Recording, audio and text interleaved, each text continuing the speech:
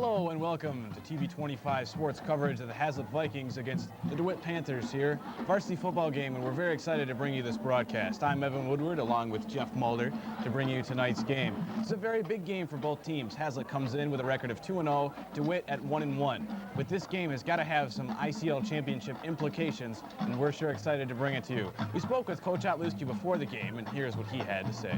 I think we're fairly confident. We played Northwest, who's 0-2, and Williamson, who was also 0-2, but they're pretty good 0-2 teams. So at this point, we feel pretty good about our offense. Defensively, we're very confident. We're doing a lot of good things on defense, and our special teams have been making big plays. We were real happy in terms of how we flew to the ball, and everybody did their job. And when we do that, we're fairly strong on defense. I think they're a very talented team. You know, I think one of the things people get misled by is the fact that they were behind against St. John's, which they weren't. Came back from N1. They were behind against Linden, came back, went ahead, and then lost at the end of the game. But they got great skill players in Scott Elliott and Jack Thompson and Aaron Koff and the Mull kid at halfback.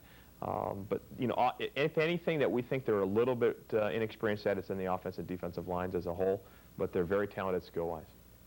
You know, really, in comparison to maybe some past years, we haven't done absolutely nothing different than we had done the first 2 weeks. And I think when you start to change how long you practice, your schemes that you do, and we always have scheme adjustments for every team, and we've had that this week just like normally.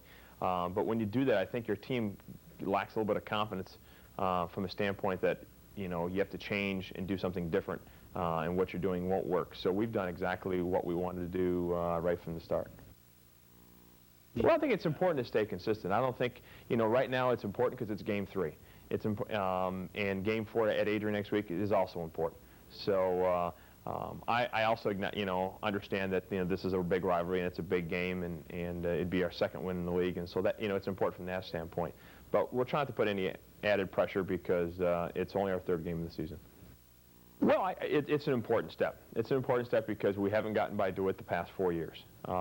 It gets us to 2-0 in the league with a non-league contest next week, and then we're at Portland the following week. So a victory tonight kind of gets us another step closer to where we want to be, and kind of sets the stage for us at Portland in 2 weeks.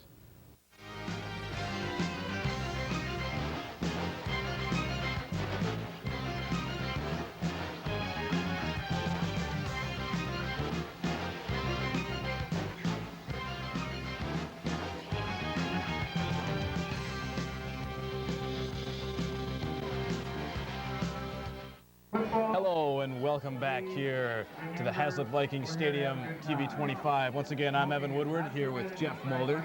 Hello. Bringing you coverage of tonight's game. The Vikings going up against the Panthers of DeWitt. Now, both teams are very, very strong in the ICL and contenders to win the league this year. But Haslett has struggled with DeWitt in the years past, and Coach Charlie Haslett has yet to beat them in the last 5 years. Now, Jeff, what do you think the keys for Haslett are tonight? Well, Haslett's going to have to be able to rush the ball, but they're also going to have to throw in a few passes. They've only thrown a couple times this season, and DeWitt's probably not going to look for the pass, so Haslett's going to have to go at the running game of the first half and probably throw a little bit more in the second half when DeWitt's not expecting it. Now, for those of you not really football-oriented, Haslett runs a very interesting offense. It's called the wing T. It's where you have 2 tight ends, 2 men in the end, and we have 3 running backs in the backfield. Haslett does a lot of fakes, and it's very difficult to follow the ball, but it's extremely exciting, especially when the defender does not know who has it and lets the guy with the ball run right by him. Now, Haslett comes in tonight with their top 3 rushers, Logan Barnhart, Peter Ehrig, and Steve Shepard. This rushing trio can really run you over if you're the opposition, and it's something that's really going to have to be scouted against. You think that's probably the biggest key for Haslett tonight, Jeff? Yes, they look for speed with Ehrig and Barnhart, and then they pound it right at you with Shepard. Shepard's a guy that if you don't see him coming, he'll just knock you right over. Here come the Vikings onto the field. And now when we look over at the DeWitt Panthers, we've got 3 main weapons for them on offense. We've got the quarterback, Jack Thompson, very experienced, very good. We've got Elliott at the end, and we've got Brian Mull at halfback. Now, DeWitt has passed the ball about 15 times. They do pass more than the Vikings do. Now, when you look at that, do you think that they're going to look for primarily the passing, or do you think they're going to go for the running against the Viking team? Well, the DeWitt Panthers can go to the pass because they got Jack Thompson who throws a pretty good ball, but then they can also go to the run with Brian Mull. He's a small guy, but he's very, very quick feet and quick speed. Brian Mull is one of those guys that reminds us of Warwick Dunn from the NFL. He plays very, very aggressively, runs very quickly, can beat you outside as well as inside. Now, when we're looking at the Viking defense, they're very, very experienced up on the line. They've got Brandon Harden, they've got Mark Trotter back in the linebacking core, and they've got an all-league corner in Nathan Cahill returning. Viking defense looking very strong, put up a 0 against Williamston last week, did not allow Williamston to score the entire night. And you have to think it's going to be tough for DeWitt just to run all over the Vikings. Oh, yes, it is, because the Vikings are led by many seniors on that defense. There's not a lot of juniors on that defense that start, and then they can sub in and sub out whenever they want because they got real good depth on that defense. One guy to look out for on the Viking defense is Bubba Telfor. He was vicious last week, had 3 or 4 sacks against those Williamston Hornets. And Shepard, a man we mentioned earlier in the program at running back, also a very vicious linebacker for the Vikings. He had a couple of sacks himself. Yes, they come after you and they get you when they want to. Telfor, I think, led the team last week with 9 tackles. Telfor played very, very well, a very aggressive defensive player, very emotional. Maybe consider the emotional leader of the defense. Now we're looking at the captains for Haslett. They're Brandon Harden, Mark Stocker, and Mark Trotter. Now Brandon Harden is returning for his 3rd year here on the varsity level along with Mark Trotter. Harden, otherwise known as Bebop, plays down in the nose tackle position, and it's very difficult to run the ball up the middle on Harden because he's so strong and so aggressive. Oh, he is a beast when he's coming at you. I mean, he doesn't give up and he'll just go right through you, and I think it's going to be tough for DeWitt to get around him. And then Trotter, he hits like a rock too. Yes, Trotter's very, very strong. Probably one of the hardest hitters on the Viking team. Now when we look at the line, the offensive line for the Vikings, we got a lot of returning seniors and a lot of size. Oh, we are very big up front, and that helps our running game, and that also helps us so that we don't have to pass a lot, and that we can just continue that wing T and keep faking and faking. Getting ready to introduce the starting lineup, so we'll turn it over to the main man. DeWitt won the toss and is referred to the second half. Haslett will receive the ball from the north end zone down near the gate. For our guests of DeWitt, number 3, a senior, Brian Mull. Number 12, another senior, Jack Thompson. Number 21, a senior, Eric Fences. Number 22, another senior, Aaron Cole. Number 33, a senior, Dan Bush. Number 55, a senior, Adam Thalen. Number 59, a senior, Josh Kwan. Number 61, a senior, Nick Capoletti. Number 63, a senior, Ryan Klein. Big, deep on seniors. Number 66, a senior, James Stanley. And number 88, a senior, Scott Elliott. And for your Vikings, number 15, junior, Nick Shively. You can hear the cheers that they've announced the starting quarterback here. Number 32, senior, Steve Shepard. Number 33, senior, Logan Barnard. Number 55, senior, Brandon Harden. Number 64, senior, Mark Stocker. Number 65, senior, Jay Dewitt. Number 72 is the senior, Jake Leonard. Number 74 is the senior, Derek Johnson. Number 82 is the senior, Jeff Smith. Number 83 is the senior, Pat Saltgiver. Now they've announced the starting lineups for both teams. Just one little personal note. Tonight makes the beginning of 26 years of my privilege of doing this. I hope that my efforts have been satisfactory. With a little luck, we'll make another 25. Thank you very much. Please enjoy the game. Getting ready for kickoff here, the Vikings to receive at the north end zone. Both teams seem to be led by many seniors up front. Especially that Viking line. Now special teams are going to play a very big factor tonight. Turnovers obviously always a problem. but on special teams, often overlooked. And when we take a look at the game as a whole, the Vikings did return a kick last week. It was Logan Barnhart, ran it around 90 yards in the second half against the Williamston Hornets. I'm wondering if DeWitt's going to kick deep to him. I don't know if DeWitt will kick deep after that kickoff return, because that was the first time that anyone's kicked deep on him. DeWitt getting set to kick off. Appears like number 59, Josh Crone, will kick the ball.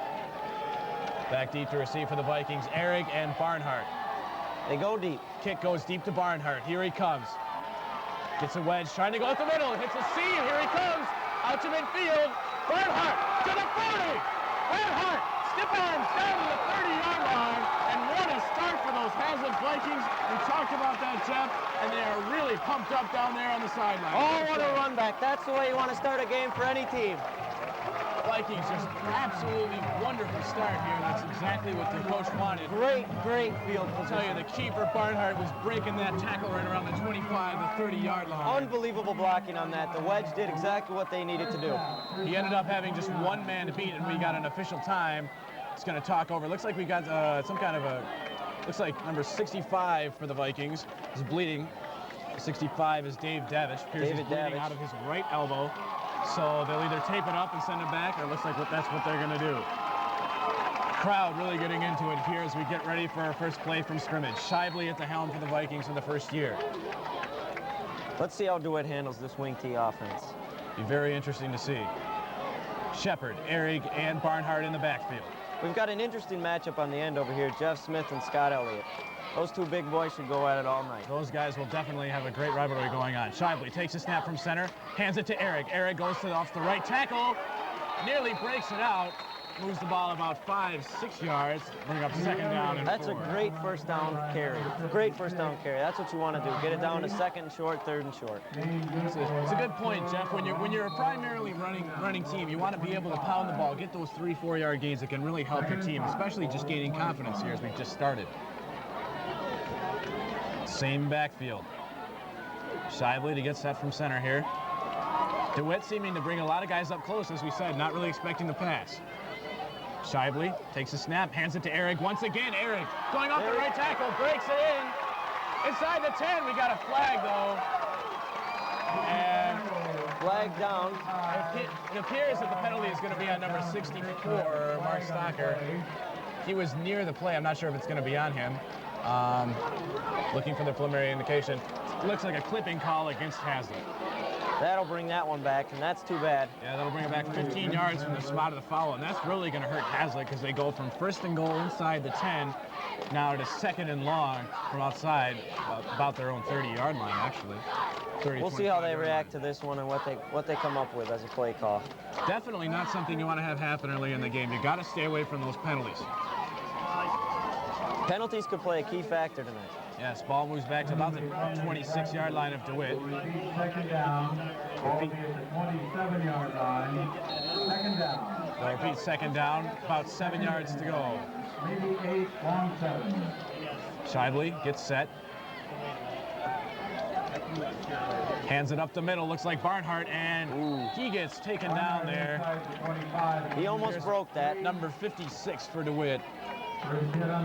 That is Tom Rudy on the stop. He grabbed his ankle and got lucky. Yes, he did. Lucky Barnhart didn't break that one out there for the Vikings. Vikings facing a crucial third down situation here. For those of you that don't know, the Vikings do have a fantastic kicking game with J.J. Danhoff, a sophomore. The younger brother of Matt Danhoff, the all-league kicker last year. Shively to take the snap.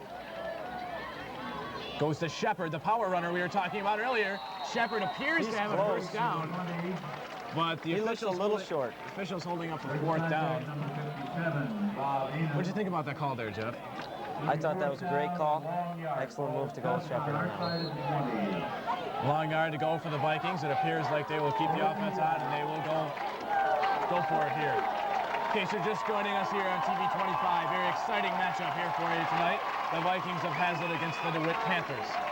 Here we go, 4th down and 1. Nick Shively sets down from center. Hands it to Shepard again, that power runner. He appears to have gotten the first down. That's going to be close. No Might mark need a yet. measurement. And First down for the Vikings. So they were able to overcome that penalty. That's a really good sign for the Vikings. Yeah, they went right back to Shepard, right back with the power game. Excellent move, excellent move. Yeah, definitely the team's morale seems to be really up. You get a 15-yard call, takes you back from first and goal, and come right back and get that first down anyhow. Nice shot of the Haslett crowd, very enthusiastic tonight. Scheibele gets his team set once again, calls a long cadence, hands it off to Eric. Eric hits a seam, goes outside. He will score. The Vikings go up 6-0 here at the beginning of the first quarter. Just a few minutes in, and Eric, with a great carry there, had some good blocking and used his speed there once he got to the outside. On that drive, we saw 3 great runs from Eric. He got outside, and it doesn't look like Dewitt can keep up with him. Now that's what we talked about earlier. It's so hard to stop the Haslett power game because they can hand it to any 3 of those guys and just take it on you. Excellent run, excellent blocking. J.J. Danhoff will try to attempt the extra point. Saltzgaber on the hold. Puts it up, and it's good. What a start for the Haslett Vikings. They get the opening kickoff. Barnhart takes it down to the 30-yard line, and then Eric with the touchdown. Eric's been playing very, very, very well in the past couple games. He scored 2 touchdowns last week against the Hornets. He's looking good, and he's getting better. Vikings will kick off here to the Panthers.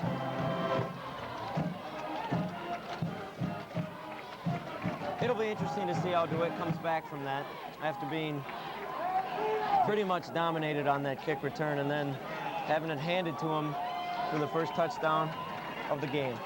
Looks like number 37, McKinley, and number 3, Brian Mull, who we talked about earlier, back deep to receive it for the Panthers. It'll be interesting to see where Danhoff places this ball. We talked about earlier, he can kick it deep to either or kick it short. We'll see what he does. Kicks it short, will be taken by one of the upmen, appears number 22, Aaron Koff will take it. He hits a seam, is brought down by a host of Vikings out near the 33-yard line, where Dewitt will take over for their first possession. What do you think the keys for Dewitt here are in this possession? Do you think you want to go up top right away, throw in the ball, or do you want to try the power game against this Haslett defense? I don't know. I think you gotta work it in, and you gotta try to get a few first downs before you try to go up top really deep. Here we go. Jack Thompson will take the snap from center for the DeWitt Panthers. Looking at the wishbone offense here. Hands it off right up the middle there. Looks like number 32, Sam Dean, and he is stuffed. Looks to be about a 3 to 4 yard gain on that one. Sam Dean. Ball carrier, tackle on the play, number 55, Brandon Harden. Harden on the stop for the Vikings. 3, second 7, ball at the 36-yard line. Second down. We'll bring up 2nd down and 7 for these DeWitt Panthers. Thompson calling out the play. DeWitt's got a split out left. It's 3 backs in the backfield. That wishbone offense. Thompson keeps the ball, running option. Pitches it to number 3, Mull. Mull trying to go outside, and he can't. Trotter was there. So was Mulholland. Excellent defense of the option on that play. Looks like Haslett scouted it well, and they're ready for it. Second and long 6. Ball at the 37. Also looked like Ben Murray was in there on the stop. This is going to bring up a very critical 3rd down. About 7 yards to go here. If the Vikings can force DeWitt to go 3 and out, that would really just add on to this fantastic start the Vikings have had already. Excellent confidence boost if this defense can hold them here. Thompson sets up, split left, wishbone in the backfield. Thompson fakes the ball, being pursued by number 51, Mulholland.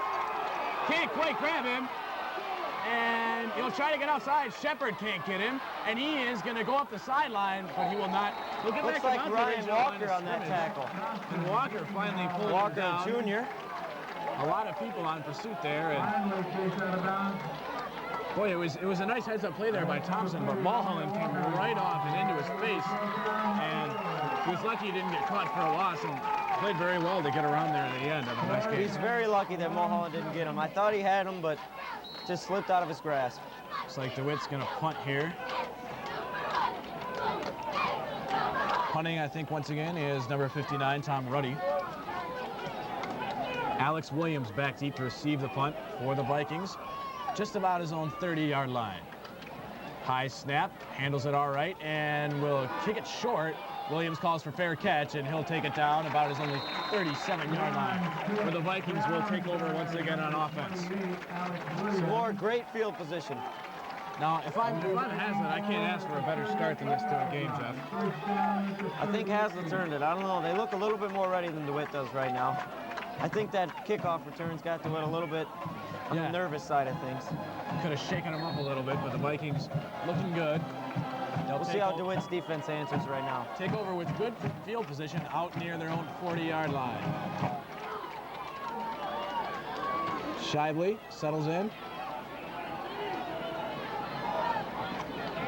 Hands off to Ehrig again. Ehrig, not much room there. He ran into his own man and maybe picked up a couple there on the carry. Looks like DeWitt's keyed up on that one, and we'll have to come back to that one a little bit later. Looks like we had maybe some confusion in the blocking scheme for the Vikings. They need to stick with that power game. They have to be able to move the ball on the ground, and then that will, as you said earlier, Jeff, that will set up the pass play.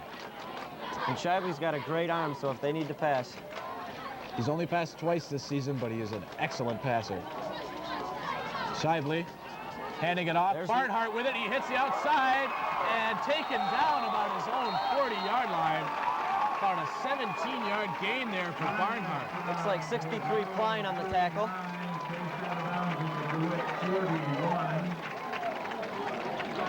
Boy, good play there by the Vikings, running the sweep with Barnhart.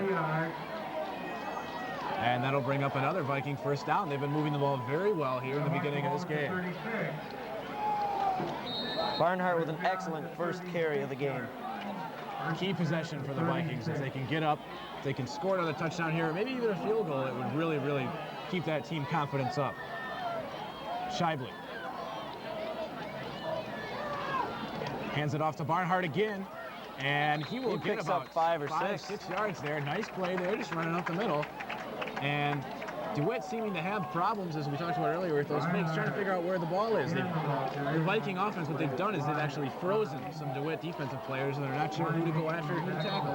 31-yard line, second. No need to pass at this moment. 31. Although look for it, because now that Haslett's running it up the throat, we could see a pass. Myers and Smith are the ends for the Vikings at this point. Myers rotating with Saltzgaber.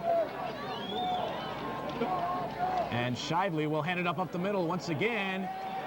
Barnhart powers his way, appears he looks to be very close to the first down. And official going over there. And first down for the Vikings, just about the 25-yard line, as they continue to move the ball very consistently and very well, just keeping with that power game. That offensive line's doing a great job and showing their size now. Yeah. Playing very, very well. Mark Stocker taking over at center. Kleinert and Harden are the guards. Davich, Johnson at the tackles. Great size on that line. And they're going to hand it up to Barnhart. Not much room, but he squeezes through, maybe to pick up 3 or 4 there on the carry. As we talked about earlier, if you get 3 or 4 yards consistently, your team's going to continue to move those chains. And that's what Haslett's doing right now. Playing well here, and it's going to set up a 2nd down and 7 for Shively and the Vikings.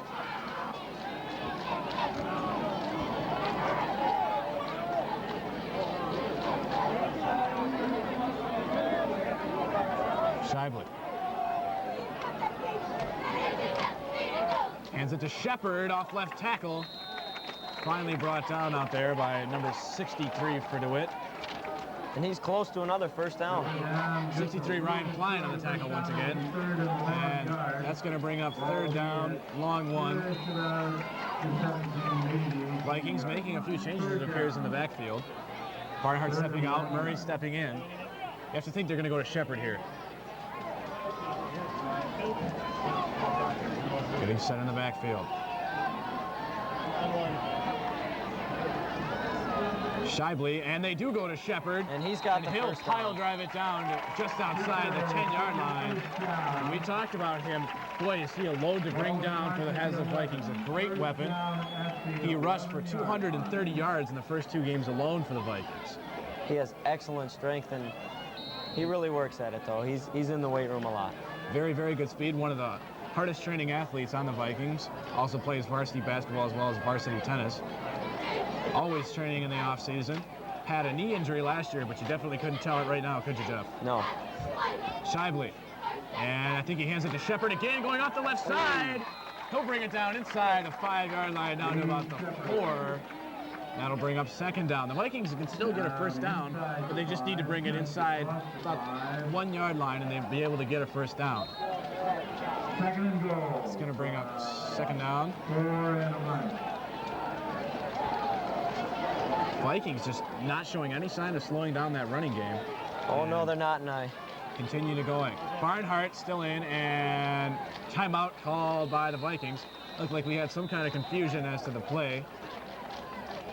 Luski obviously upset about the miscommunication, but that's an all right timeout. It's better to take the timeout than to take the mistake on the field. Yeah, you definitely do not want to make mistakes inside that red zone. Can definitely hinder your team if you're not able to convert the red zone. It starts off with calling the correct play. So Dewitt looks a little rattled out here. They've had some good plays, some good stops, but all in all, the Vikings just moving the ball. The only negative yardage they had was on the clipping ball in the first possession. Really able to move the ball effectively, and they've controlled it for most of this first quarter here. We've only got 3 minutes and 30 seconds left, and the Vikings have controlled the ball almost the entire half. Dewitt only with the 3 plays there on that first possession, Jeff. The Vikings look excellent right now, and they look ready. They look like they've prepared, and they've wanted this game. And I was talking to a few of the guys, and they said this is the one they really want. It looks like it. This Viking senior class has never defeated the Panthers, and they were extremely excited going into tonight's game. This is going to be a big play here. We got second down inside the 5-yard line. Shibley trying to get the crowd going into it, and I'm surprised they're not. This is a very crucial part of the game. We've got Ehrig, Barnhart, Shepard in the backfield. Second down. Shibley takes the ball, hands it to Shepard, and he will bring it down close inside. And this, let's see here. Timeout. We'll measure. We got an official measurement. See if Shepard came up with a first down there. He's awfully close here. It's hard to tell. Trying to get a look at the spot here, and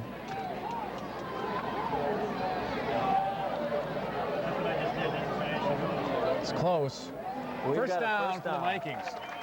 You can't ask for a better place to get a first down inside your opponent's 1-yard line. So very crucial that the Vikings can punch it in here and maybe go up by 14 here early on. Still in the first quarter, in case you're just joining us here at TV 25 Sports. I'm Evan Woodward here along with Jeff Mulder, and this is coverage of the Haslett Viking varsity game against the DeWitt Panthers. First and goal inside the 1. Shibley hands off to Shepard, punches it in for the touchdown, and the Vikings add 6 more, and they're up 13-0 at this point. So send in Dan Hoff and the extra point crew. Wow. What'd you think about that play calling there, Jeff? Haslett is just doing whatever they want. They're just owning the line right now, and when you own up front, you're gonna win. If the line can dominate like Haslett is right now, the backs are just gonna run through the holes and put it in the end zone. Couldn't ask for a better start, the Vikings. Only one mistake, and that was that penalty, and Dan Hoff will put it through. The Vikings are up 14-0. I'll tell you, the keys to the offense, they're being able to move the ball consistently on the ground, and they're dictating to DeWitt what's going on. DeWitt shows no sign of really blitzing and stopping this Viking offense at this point. Vikings getting set to kick off again.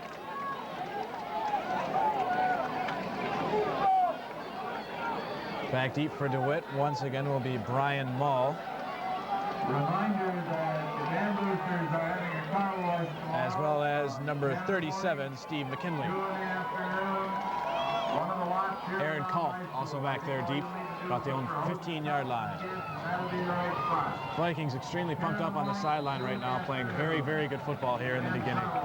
Bring your vehicle. Dan Hoff knocks it short. It'll be taken by number 22, Aaron Cuff, once again, and he is knocked down by the Vikings.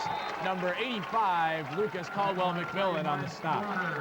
McMillan is one of those Rudy-type guys for the Vikings. It's great to see Lucas get a tackle like that. I don't know about you, but Lucas is my favorite player on the team. Lucas is definitely one of the hardest working players on the team. Plays a lot of special teams. Doesn't see that much time on the field, but when he gets out there, he definitely tries his hardest. And he's one of the guys that's never going to complain. And we've got a problem here on the field. Officials calling timeout. And it looks like they're setting those chains. First down, ball is at 33 yards. DeWitt will start on their own 33. Not bad field position. First down. See how it can do. Thompson, hands off to Calm, and he breaks it.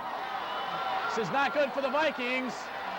He's going down 10-5. He'll score. And that is exactly what the Vikings did not want to have happen, as Brian Mull just took that ball, ran up the middle, then cut it outside to the left. And like that speed you were talking about, he beat Cahill and all those guys down the field. Once he gets into the secondary like that, if he's got any kind of room at all, any kind of daylight, he's gone. And He DeWitt, is extremely fast. who appeared to be out of it just moments ago now, has gotten right back into the thick of things. That's exactly what DeWitt needed to happen right there. And looks like they're going to kick here. Number 59, Tom Ruddy, will attempt the extra point.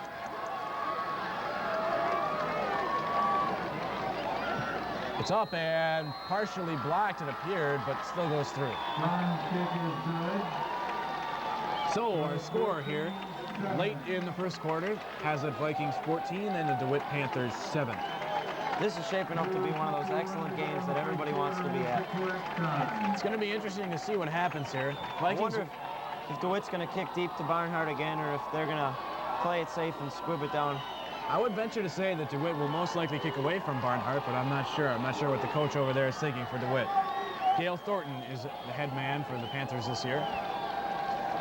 For the Vikings, Coach Charlie Atluski is back, along with Eric Bubolt, Steve Culp, Rob Porritt, Jim Trotter, and Tom Zielikowski, a former DeWitt coach, moved over to Haslett just this year. Barnhart and Eric back deep to receive this kick for the Vikings. It'll be interesting to see how the Vikings respond to a play like that. Yeah, they've got to be a little shocked. One moment they're leading 14-0, and all of a sudden, one play later, DeWitt comes right back into it. Ruddy will kick. Kicks it deep to the left, where it'll be taken by Ehrig this time. Ehrig moving it out to the 25, breaks one to the 30, the 40. Ehrig down at about the 50-yard line. Another great return for the Vikings. The Vikings are excellent blocking up front in that wedge. They get that wedge for him, the back gets right behind it. Excellent, excellent, excellent. This is one of the best special teams playing I've seen Haslett do in a long time. Just everyone's taking care of their blocking, and they're playing very well. You know, if you're starting at about midfield, then you cannot complain about that. We'll see if Haslett can continue to move the ball like they have been. If I'm Coach Charlie Atluski, I'm just going to continue to call those running plays, alternating between my backs. When I need that tough yardage, I'll definitely go to Shepard. Shively hands it to Barnhart, and he breaks it outside. He is gone.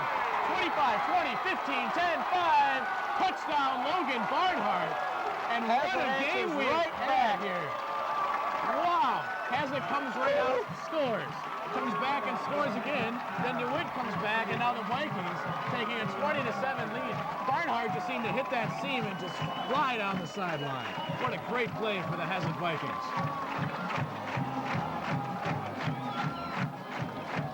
It's rare that we see 4 touchdowns scored in the first quarter. We've still got 2:34 left to go here. You never know. Dan Hoff will kick the extra point for the Vikings. South gave her to hold. Puts it down. It was partially blocked there, but it looked like it went through from here. That's what the officials saw too. The Vikings 21, the Panthers 7. Wow, what a momentum change here. As it looked like the Panthers had it there for a moment. The Vikings get it back on offense. They've had the ball 3 times and they've scored 3 times. It's great to see Haslett doing so good like this. It's great to see him come right back and answer a big play from DeWitt. Yeah, definitely that was a crucial series, and it didn't even end up being a series. It was kind of just a one-play event there, pretty much, for the Vikings. Dan Hoff will kick it. McKinley, Brian Mull, and number 22, Aaron Koff. Back deep to receive for the Panthers. Koff took the first two, and they're moving up now. But Mull and McKinley will stay back. Dan Hoff this time kicks it deep, and Mull will take it. He's dangerous. Moves it out to the 25. Looking to bounce it outside, but he's wrapped up there. Excellent coverage on that play. Number 21, Mark Trotter. Good play there by Trotter, making sure he couldn't get that ball outside. Dewitt will have it at about their own 30-yard line where they will go to work here. First down for Dewitt from their own 30. First down. You got to wonder if they're going to go right back to Mull or go back to that option. Dewitt's only had 4 plays from scrimmage here in the first half.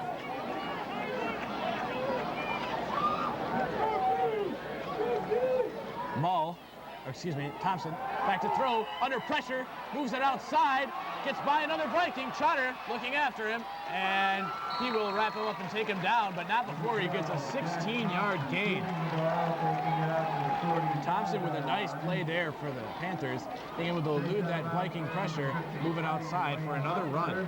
He seemed to show his ability to scramble on that one. Seems to be very, very quick on his feet. Reminding me of Donovan McNabb at this point, being able to move out of the way of pretty much anyone. Another DeWitt first down here. Actually, it's their first down of the night. Thompson fumbled the snap from center, got it back and will run it, moving it off to the right side, where he'll be met by Ben Murray and a host of Vikings. We've got a flag. It looks like it's going to be a late hit call on the Vikings, and that is either a late hit or a face mask usually in that situation. That's definitely something you cannot afford here. We talked about penalties earlier, and if this ends up being a personal foul, it will take the ball 15 yards, and that's what it is. Personal foul on the Vikings, 15 yards from the spot of the foul, so DeWitt will have another first down should they choose to accept the penalty. I don't know why they would not. So moving it back, they'll get it at about the Haslett 36-yard line, and that is a big advantage for the DeWitt Panthers. They go from midfield. Actually, it looks like a face mask call. It's going to change it from personal foul to face mask. And DeWitt will have it at the 36-yard line of Haslett. First down for DeWitt, Haslett 36. DeWitt pretty much sticking with the run game, but they've tried to pass a couple times, and Thompson's been under such pressure he hasn't been able to get a ball off yet. Thompson moves right, hands it off to number 22, Aaron Koff, and he'll be taken down after a short gain. Nowhere on that one. He didn't have anywhere to go. That Viking line really getting good movement and staying home there, making sure to make sure that ball carrier's wrapped up. Gain of just a little bit. We'll leave it at 2nd and 10. Panthers take over, 2nd and 10. Split left, number 21, Eric Fansett, and Thompson will run the option, pitches it out to number 22, Koff. He'll be tackled by 32, Shepard, and 51, Mulholland. Say again, about 4 or 5 on that play, Jeff? Close to. Gaining about 4. It's going to bring up 3rd down, about 6 yards to go for the Panthers. This is a big play for both teams. You got to wonder that if the Panthers don't make it here, this could be 4-down territory. Thompson split left. Elliott is at the right, a tight end. Thompson. He will hand it off to number 3, Mull, and they'll whistle it dead. Looks like Stu Gliwa there on the tackle, and it's going to bring up 4th down. Brian Mull, boy, we talked about his speed and quickness, and he's been showing it, but if he can't get past that line, it's going to be very difficult to get going. 4th and 5. You got to wonder what DeWitt's going to do here. It looks like I got to think they're going to go for it. You got to think it's 4-down territory here. They're trailing by 14 points, but they're going to let the quarter run out. And That'll give them a that's little time to decide on this one. That'll let them talk it over, kind of a pre-timeout there for the Panthers. What a first quarter we have had here, Jeff.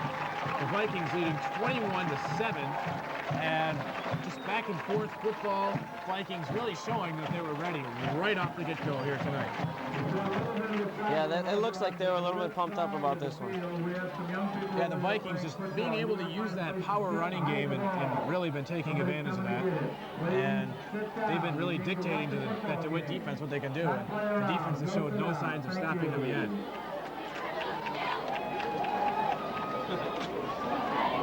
DeWitt is going to take over a crucial fourth down when they get back here at the end of the quarter. They're going to have about 5 yards to go. And you got to wonder, are they going to go Mull here? Maybe possibly run an option over to Koff, or think think Thompson might put a ball in the air? Or what do you think is going to happen right now? I could possibly see Thompson putting it up. You know, it's a little too risky to go fourth and 5 and put it on the ground unless you're pretty positive. But if you're going to go, Haslett's been stopping the run pretty good, all except for that one play.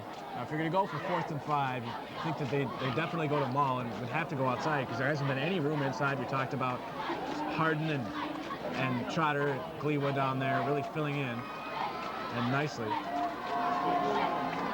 We've got a full house tonight. Yes, crowd on their feet, and big turnout here. Big play here for the DeWitt Panthers. Crowd getting very excited. Coach Port calling in the play for the Vikings. Thompson sets with the wishbone, split left. Fakes the handoff, and he'll throw. Nearly intercepted by Nathan Cahill. No. By number 5, Nate Cahill. I'm not sure what's going on here. There's a flag. Oh, what a terrible thing that happened for the Vikings there. It's going to be a pass interference. And that is going to give DeWitt an automatic first down. And like we said before, penalties killing the Vikings. Giving up 15 yards before. And there's the instant replay. And I couldn't really see the pass interference there, Jeff. I'm not sure where that was. And crowd booing here, as they should. I do not agree with that call.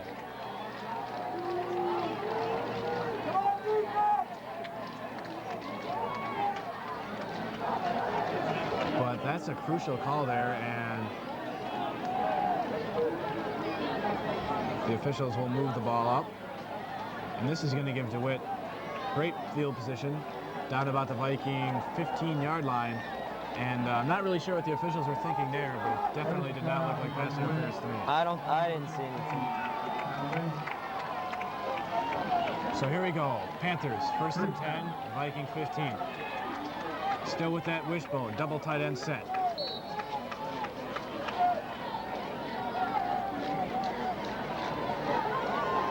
Thompson fakes it, left, hands off to Koff, and he is buried by that Viking defense after a gain of a couple. Not much running room there, Evan. Definitely not. That Viking line's really been taking care of it. But the Vikings have been shooting themselves in the foot all night with these penalty calls. And they haven't been 5 yards here, 5 yards there. They've all been 15-yard calls. Definitely cannot afford to have that. 45 yards in penalties already for the Vikings. Thompson, 2nd down. He'll hand it off to Mull. Mull breaks free, and he'll score. Touchdown, Panthers. And they have put themselves right back into position here against Haslett, but you got to think the Viking offense has shown no signs of slowing down. I don't know why they would at this point. Well, I got to think the Viking defense might key on Brian Mull a little bit more in the second half, or towards the tail end of the second quarter. And you're going to have to think that Coach Port's going to be getting out the grease board and drawing some X's and O's to try to figure out how they can stop him. It's the 2nd touchdown of the night. Ready to kick, number 12, Thompson to hold. And looks good. Is good. Vikings lead at 21-14 here early in the second quarter. We talked about Viking special teams earlier, and it's continuing to be good. Here's a replay of that touchdown. Now, as you watch, Mull comes off the right end and cuts it back. all kinds of room there on the right tackle. You have to wonder if the Vikings possibly called a blitz there or something. Ehrig and Barnhart back deep to receive once again for the Vikings, and you got to think after those first 2 returns they'll be kicking away, but never know. Not sure what Gail Thornton is thinking over there for the Panthers. Great start to a football game here, and this continues like this could prove to be a classic. Vikings on top right now by a touchdown. Very, very high scoring. Neither defense has been able to dominate the other's offense. Ruddy's going to kick.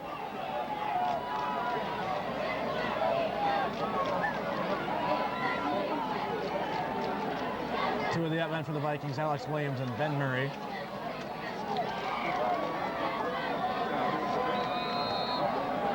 Getting ready, and a little bit of trickery there by the Vikings as Ehrig and Barnhart just revealed their positions, but he kicks it to Ehrig. Ehrig will take it about his own 5, bring it up to the 20, trying to go outside, gets held onto, but brings it out to about the 26 or 27-yard line. Dewitt very pumped up, not allowing Haslett to get... Great coverage on that one. I was a little surprised that they kicked away like that. I thought for sure that they'd squib it on the ground, but Dewitt seems confident that they'll get their act together on the kickoffs. Yeah, but very wisely keeping it away from Barnhart. The Haslett trickery was very smart, but DeWitt just simply waited until they set up. Vikings will take over. This is actually their worst field position of the night from the 26-yard line, but that's not doing too bad. Shively. Handed off to Ehrig. Ehrig off right tackle. Held onto, but he'll keep moving. What a run by Peter Ehrig there, moving at about 13 yards. Just refused to be brought down. Excellent running. Just kept his feet moving like a running back should do. And the Vikings just continue. They have not thrown the ball once tonight, but they just continue to move it very, very effectively. We might ask that you check your possession. Starting up the clock again. Remember, the clock does stop on first downs momentarily. And again, identify it. We have it up here at the second level. Viking offense still moving the ball well. Shively sets the troops and take the snap. Looks like he's going to give it to Shepard. Shepard pounds his way for 7. He would have been stopped for 5, but just puts his head down and barrels forward for 2 more yards. Whoever took that one's got to be hurting right now because Shepard went full steam right into him. Shepard, a very, very powerful runner. And Steve will do that all night. He won't stop just running right through you. Shepard, as we talked about, one of the premier athletes on this Viking team, just never gives up, never slows down. Gives the Vikings a good run, setting them up for second and about 3 yards. And we got a flag. It looks like the Vikings might have lined up off sides, possibly moved. It was thrown by the line judge there. And he's going to call it, I believe. It looks like he's pointed right at Jeff Smith. Maybe he lined up offside. Dead ball. And yes, it did. That'll bring it back 5 yards. Boy, that's something you can't afford here, your Vikings. You got second down and 3. The momentum's in DeWitt's favor. And then all of a sudden you get a penalty that moves it back to second and 8. It's got to hurt you. Steve Haslett continue to move the ball. Shively nearly draws him offside. They go right back to Shepard. He'll bounce it outside. Shepard puts his head down and moves it out to about midfield. And close to a first down, but he'll be a little shy. He ran right over Brian Moe on that one. Moe's given up a few inches and a few pounds on that one. Yeah. Maul definitely giving up, I'd say, at least 20, 30 pounds to Shepard. And I'd say at least about 6 inches. Shepard, very tall. And the Vikings getting set for a critical third down about midfield. Offense has not been stopped yet. Shively showing Stocker. Looks around, sets his team. Give us to Ehrig. He's got room, and he'll fall forward. Depends on where they spot it. Looks like the spot is the first down. Yes, they spotted it far enough, so it'll be first down and 10 for the Vikings. First down. Boy, the Vikings just controlling the time of possession here all game. They want to continue to do that. Still have not thrown the ball. There has not been a need.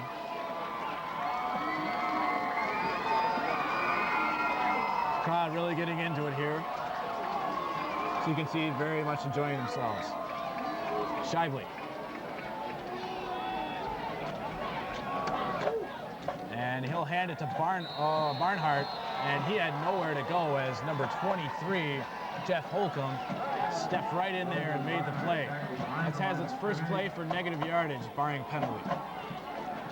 We'll see if that fires DeWitt up or if that gets Haslett a little bit more angry and a little bit more ready for the next play. Got to think DeWitt maybe changed their scheme, bringing some people in on the blitz. We'll see if they continue to do that throughout the remainder of the first half. Second down, about 11, as Shively checks things out. And he's going to give it to Shepard again. Shepard barrels forward for about... Oh, I'm sorry, what a great fake. Shively runs it down to the 20. Wow. What an awesome fake. Wow, did I get on that fake? Fantastic. He faked the handoff to Shepard. Shepard ran it just like he had the ball. I couldn't tell. And I thought Shively for sure kept it. Shepard had it. Wow, and we talked about that before the game even started, how fantastic this Viking offense can be. You can't tell who has the ball. And Shively ends up getting a huge run, moving it down to about the 25 at DeWitt, where it'll be another Haslett first down. Shively showing excellent speed to get to the outside on that one, and unbelievable faking. Unbelievable. Just, I don't think I've ever seen anything like it, Jeff. Shively also not wanting to slide in like most quarterbacks do. He just kept carrying that ball. Here he goes, setting his team. And the give is going to be to Shepard. Not much room, but he manages to push the pile forward. Gains about 2. Goes right behind big Derek Johnson there. Looks like we might get a shot here. Here's the run. Now watch this fake to Shepard. See, look at that. Shepard brought down. No one knows that Shively has the ball here. What a fantastic fake there by Shively. And he just ran right through Brian Moe at the end there to pick up a few extra yards. It's going to be second down, and actually Shepard picked up a little more than I thought. Picked up about 3 or 4 yards on the carry. And the Vikings will stand at second and a long 6. And I can't tell, I think the ball went to Barnhart. And they'll move it a few yards down, but it's going to be third down for the Vikes. Ball down to the 20-yard line. It'll be third. Moved it down to about the 20, only about a gain of a yard. It's going to bring up We'll third see and 5. if they go to the air on this one, or if they continue to just ram it down their throats. I think they're at the 22-yard line, it seems. The Vikings at about to do it, 25. 25. Could call it either way. Shively. Hand the ball off, and not much room there for Ehrig. Second effort might have gotten it, but the official is going to signal fourth down, and it's going to bring up fourth and long 2, maybe 3. Decision time for Coach Charlie Atluski. Do you put in the sophomore to kick the field goal, or do you go for it? Looks like they're going to go for it, because I don't see JJ in the game. Send in Myers. Out comes Saltzgaber. It is definitely within JJ's range, but I think Coach O wants to add on another touchdown before the half. Shively quieting the Haslett crowd, and the DeWitt crowd gets loud. And there it goes, Shepard. Shepard barrels forward for the Viking first down. And like we said earlier, when you're in a third, fourth down short situation, you go to Shepard, you're almost guaranteed those yards. He's just going to go right through people, and he's not going to stop until he gets past the marker. He has shown no sign of slowing down here in the first half, and neither has this Viking offense, who is engineering a great drive that started on their own 25-yard line, Jeff. This is excellent to see the team come out like this and just dominate the line of scrimmage. Shively looking around. I'll hand it off to Shepard again. No, Shively keeps it. Shively's got it. And he'll take it inside the 10, down to about the 5-6 yard line for the Vikings. So they go back to Shively, and they pick up very, very good yards. You got to think Haslett's just going to keep it on the ground and try to punch it in here. In case you're just joining us here, this is TV 25 coverage of Viking football.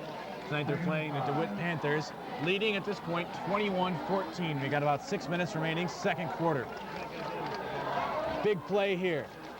Second down. Shively hands it off, Shepard. And he's met there by 3 Panthers. gain about a yard or two there on the And play. most of the time, it's going to take 3 to 4 guys to bring down Steve Shepard. Critical third down. Now, do you go to the air here, Jeff? Do you do a little gamble, or do you keep it on the ground? I don't know. I mean, they've been setting it up. This could be a good time for the pass to come into play, but we'll see what they do. It's definitely in field goal range. Got two more if you down. need it. Yeah, got 2 more downs to work with here. I say you just keep pounding the ball. See what happens here. Scheibler, as the crowd gets very loud. Take the ball, hands it to Eric, and he's not going to get very far. We'll see if they go field goal here, if they try to pick it up and go for the end zone. And let's see here. Vikings will call for a timeout here. That's their second. Dewitt hasn't taken one yet, but you got to think if you're going to use a timeout, what better time to use it than now? Little under 5 minutes left in the quarter. A few timeouts left. It's a pretty critical play in this game, and especially since the Vikings leading by just 7 now. Their lead was as big as 14, but runs by Brian Mull have just really devastated that Viking defense. You got to wonder what Ports has already done to change things and what he's going to change at halftime for the Vikings. But right now, with Coach Atlusi's got the offense on his mind and discussing obviously what play to run, whether to kick possibly. Barnhart putting in his 2 cents down there, as you can see. And I don't see JJ in there. So it looks like they're going to go for it. Looks like they want touchdown. There is a possibility of getting a first down for the Vikings, but it'd be inside the 1 yard line once again, as we talked about before. But I think at this point, you don't aim for that first down, you aim for the end zone when you're this close.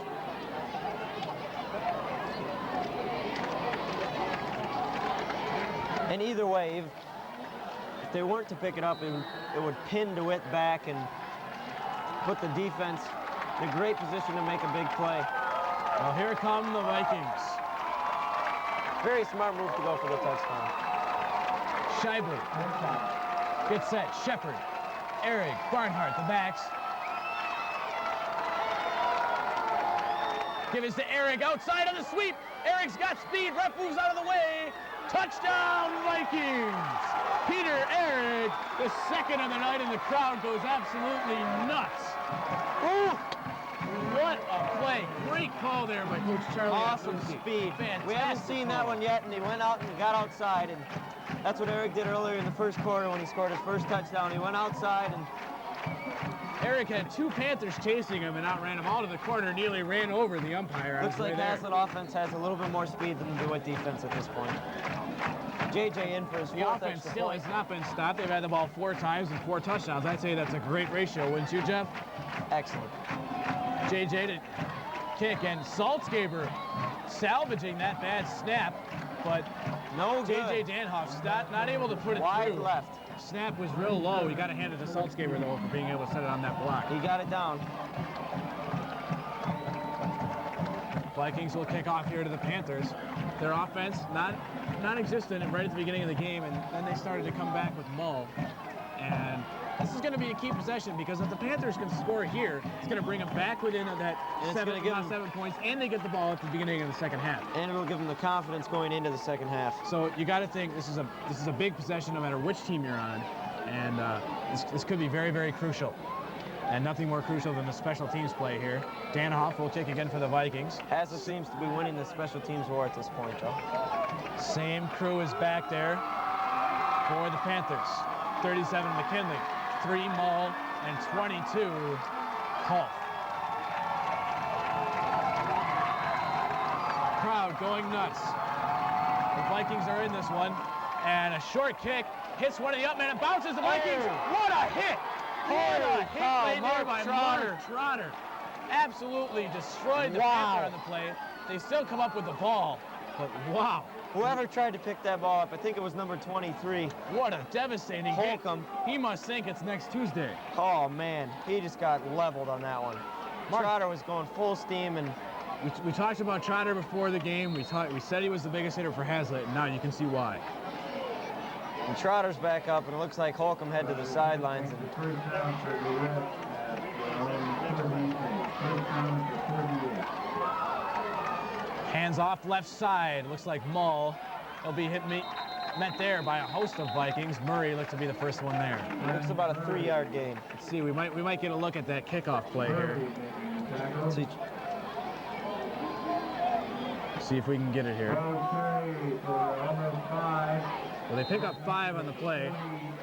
Bring up 2nd down and 5. Clock running with about 4:10 remaining.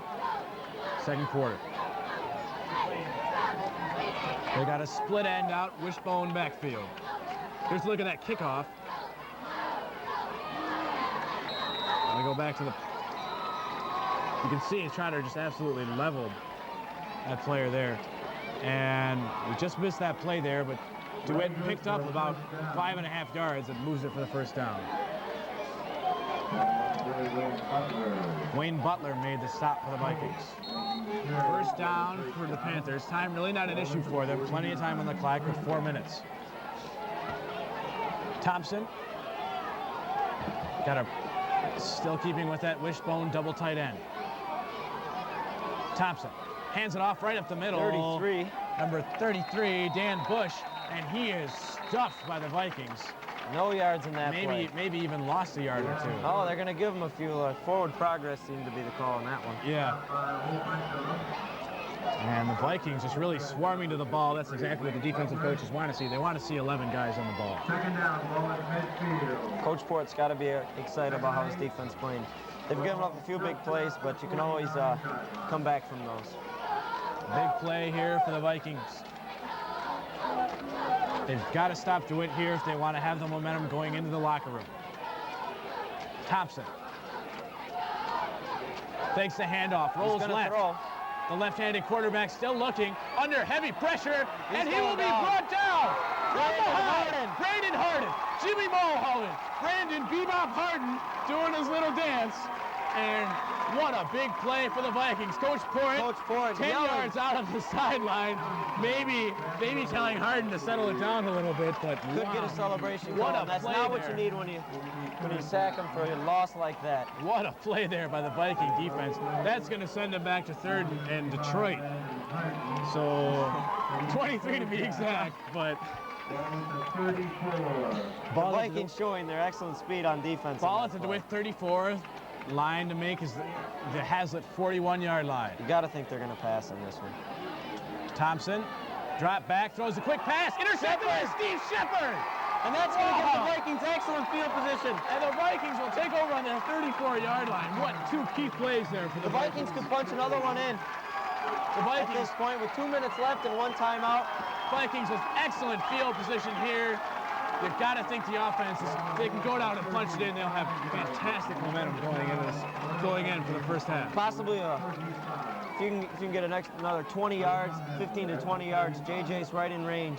He had a 37-yarder against Jackson Northwest at the first game this year.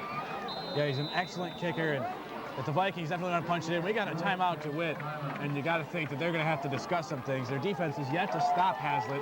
They got 2:05 on the clock. Remember, it's high school, so there's no 2-minute warning. And the Vikings going to talk things over as well. Now, we talked about Steve Shepard before the game. We said he played well on both sides of the ball, but I didn't know he was going to play this well tonight, Jeff. He's playing excellent, and it looks like he really wants to beat Dewitt, being one of the senior class that hasn't yet. We got a replay here of that interception. Looked to be tipped right off the DeWitt players. Yeah, it looked like right at the line, Mark Stocker got a hand on it. Stocker, another one of those great senior class players. Yeah, Thompson. Also an extremely hard hitter. Thompson, not all that tall, standing at 5'10". But for the Vikings, Stocker standing at 6'3", 195. When he gets those big gloves, those big mitts up there. You got to think when Stocker gets his paws up in the air, you better look out. Stocker, well, we'll see if the Vikings go to the air, 35 yards. Stocker, 2 minutes left. Known as Rocksteady to his teammates. Playing very well so far tonight. Got big Derek Johnson and Stocker and Harden, Davich and Kleinert up there on the line. We'll see if they move the ball. We'll see if they go to the air. All seniors for the Vikings. Great leadership on the line. Scheibele drops back to pass. Nowhere to go with it. Throws it. And Shively got hammered. Eric came open at the very He got last right back second up. there. Looks like Elliott, number 71. And along with number 71 for the Panthers, Brian Dodson, providing the pressure. Come up as 2nd and 10. They absolutely hammered Shively on that one. It's great to see Nick hang in the pocket like that. Wait till his receiver comes open. Shively, solid under center. First pass play of the game right there. There's Barnhart Logan. running, and Oh, looked like number 59, 59. Ruddy, got a hand on him as Barnhart ran directly at him, but it's going to bring him down. if Ruddy would have been there, Logan could still be running at this point. He looked like a lot of daylight out in front of him in that one. Yeah, it did. He picked up about 5-6 yards on the play, though. It's going to bring up a big 3rd down. You got see to if the think, Vikings go back to the air, if they stick with the running game. as you can see, Haslett students getting extremely excited at this point. Back to the play. Shively hands it to Shepard. Shepard barrels forward, loses the ball. Fumble. But I think he got it back. Yeah, he did. Shepard regains the ball. Boy, that would have been a big, big problem for the Vikings if he would have lost that. Fourth down, ball at the 29. Now, with the ball at the Fourth and a long 4, 5. Now, with the ball at the 29, you're gonna have to add 10 for the end zone, 5 for the spot. It's just So too long when, for a when high it comes school out. leg When, at this when it point. comes out, it's going to be about a 45-yard field goal. So they're going to go for it. Obviously, in too deep to punt. Might as well try. We'll see if they throw or if they stay on the ground. Looks like DeWitt's cramming it in. A pass could be open. Haslett letting that clock run. If they get it, though, they'll definitely be wary. Shepard's not going to hit, get and it. he's not going to pick it up there. He's played very well tonight. Just did not have the blocking up front. DeWitt's going to take over with about 45 seconds.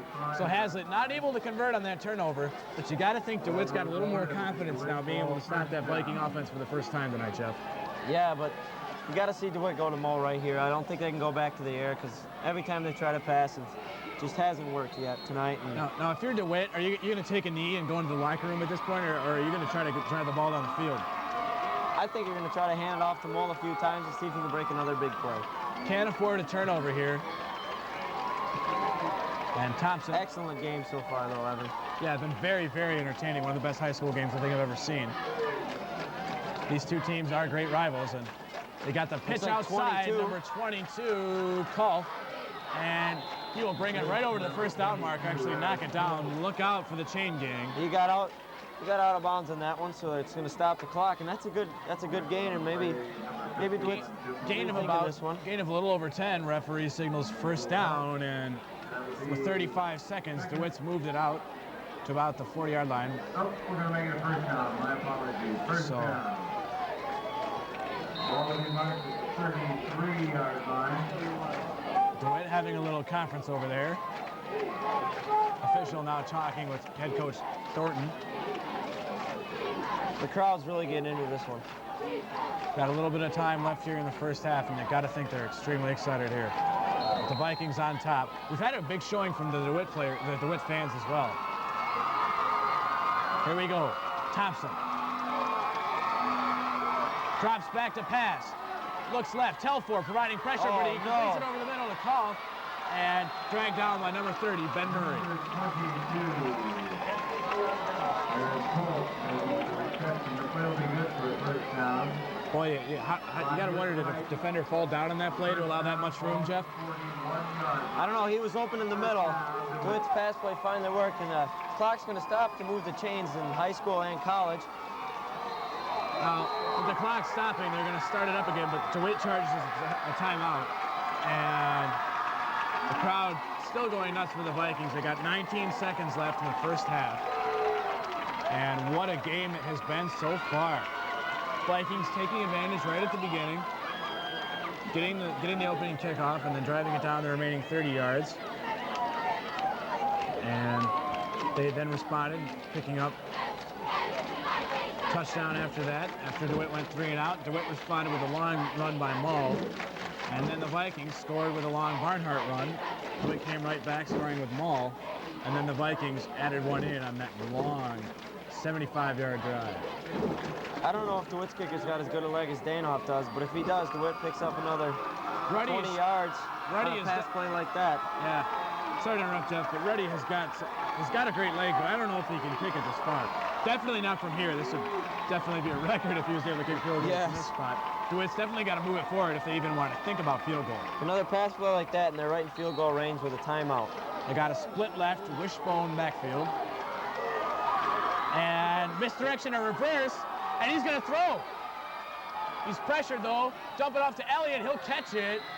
And he'll be very close to a first down. We got a flag on the play. Looks like it was thrown by the line judge, or side judge. And could possibly be a holding or a... This could cost DeWitt, or it could be on Haslett. You never know. It could be another interference call.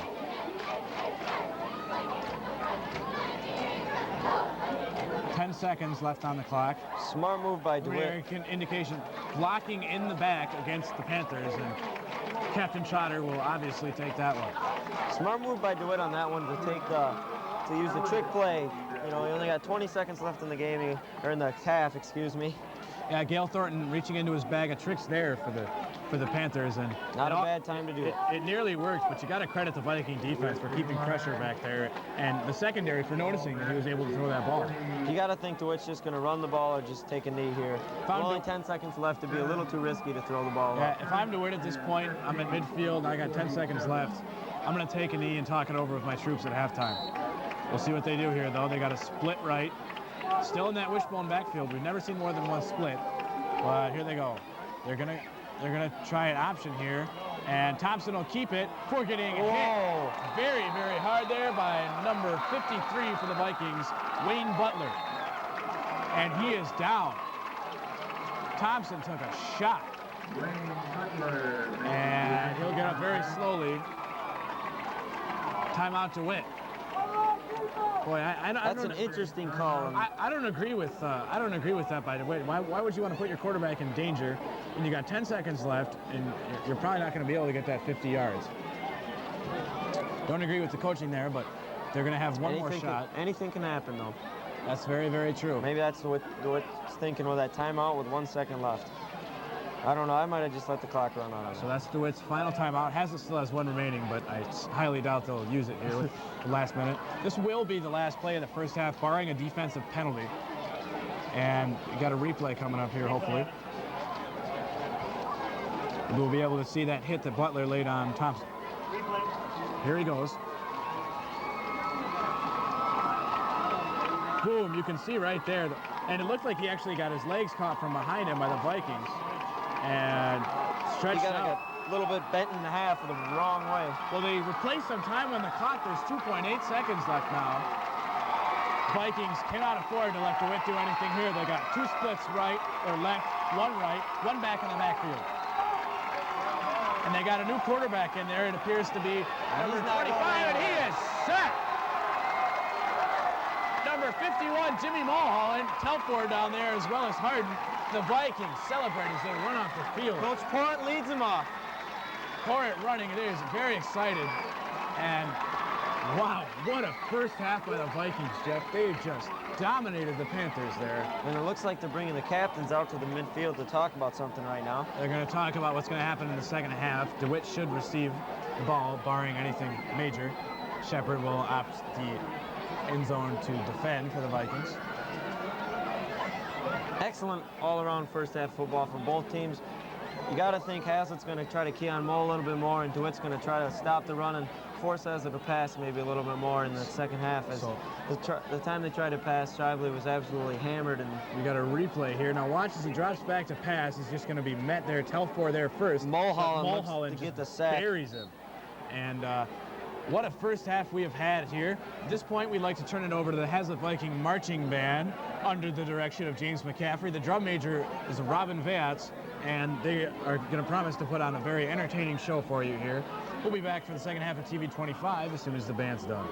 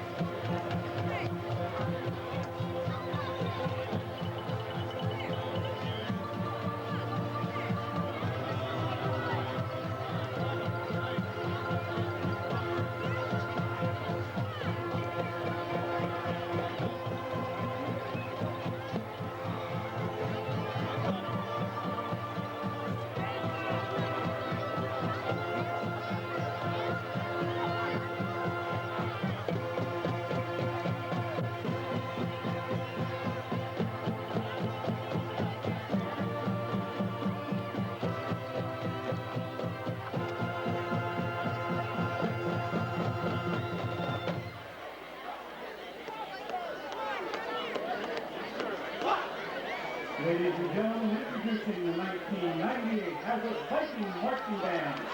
Under the direction of Mr. James McCaffrey, drum major Robert Dewitt, is the band ready to present their first halftime show of the season. Ladies and gentlemen, the band begins the 1998 halftime presentation of Salute to Broadway Musical with the jazz forward from the popular Broadway musical City of Angels.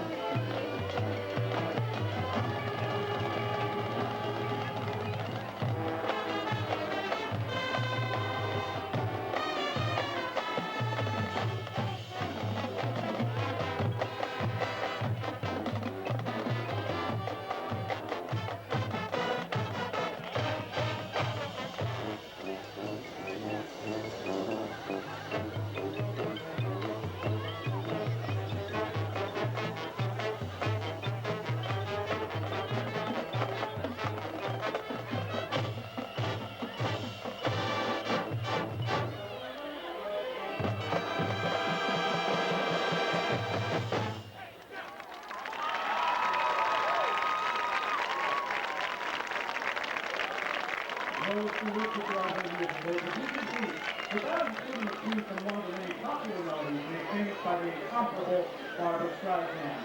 The band continues the presentation with one of Streisand's first hit musical, Funny Girl.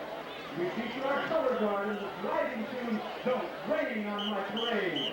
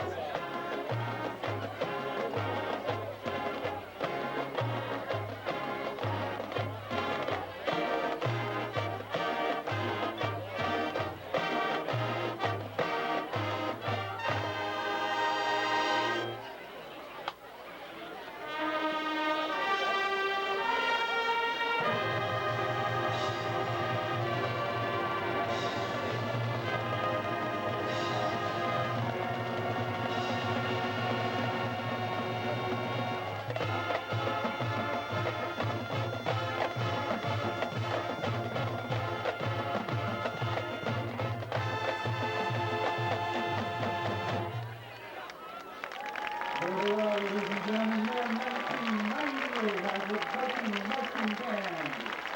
Now, of course, the coach of the band, the cheerleaders, the football players, the band plays the folk song.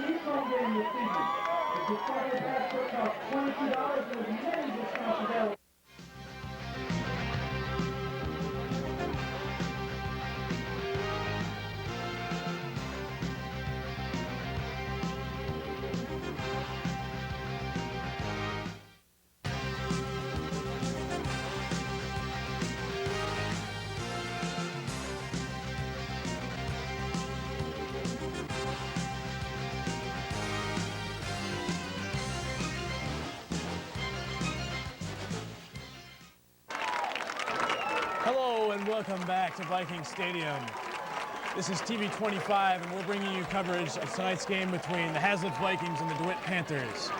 I'm Evan Woodward here with Jeff Mulder. We've had a tremendously exciting first half. The Vikings came out early, took the lead, established some great offense. Dewitt came back with a couple of big plays, and at the end, Haslett ended up leading 27-14. What did you think of the first half, Jeff? I thought it was excellent. Shows how the running game is going to be key in just about any game. Now, the Vikings and the fans, very, very enthusiastic, and with reason. The Vikings have not beaten the Panthers since 1990, and this is just getting the crowd very, very fired up. They've definitely got a shot tonight, but they can't get overconfident, Jeff. They just can't. Well, you know that Coach Port and Coach Haslett and the coaching staff down there for the Vikings are keeping their heads in check because Haslett knows that Dewitt can put some points up on the board like they did last year. And they can do it to you very, very fast with weapons quickly. like Maul and Elliott. They can just boom. And we saw that little trickery. You never know. Coach Thornton might have something else in his bag of tricks to pull out later tonight. And now we talked about Haslett's wing T offense, and there's a shot at Coach Haslett here as he comes up the field. But the Panthers offense, mostly a wishbone, can be kind of exciting as well, running the option, you know, a little off tackle. It's been a great game so far, Jeff, and this second half is going to promise to be extremely exciting. That option seems to be very popular right now in the times of football, really. You see a lot of college teams running the option. Yeah, we watched about 10 years ago, the option sort of became obsolete. Very few teams were running it. And now this year, it seems like everyone's running it. We've got Syracuse, Notre Dame, and Army. Those are just three teams in the college ranks using it. DeWitt's used it for years. You know it's becoming popular when Notre Dame's going to the option. Another reason to that is Jarius Jackson, but didn't help out the Irish very much when they played the Spartans. They sure handed it to them. And the Vikings are hoping they can hand it to the Panthers here in the second half as we get ready to start. Little officials conference. Haslett going over there to put in his 2 cents as we take a look at the DeWitt sideline, though. Haslett discussing something with the officials. Not sure exactly what. But we'll get ready to go. Actually, what they do is they run the clock down to 0 and they put 3 more up on the board so the teams stretch out a little bit. Now, Haslett didn't really opt to go to the passing game in the first half. They only threw 1, Jeff. Do you think that they're going to go back and do more of that here as the game progresses?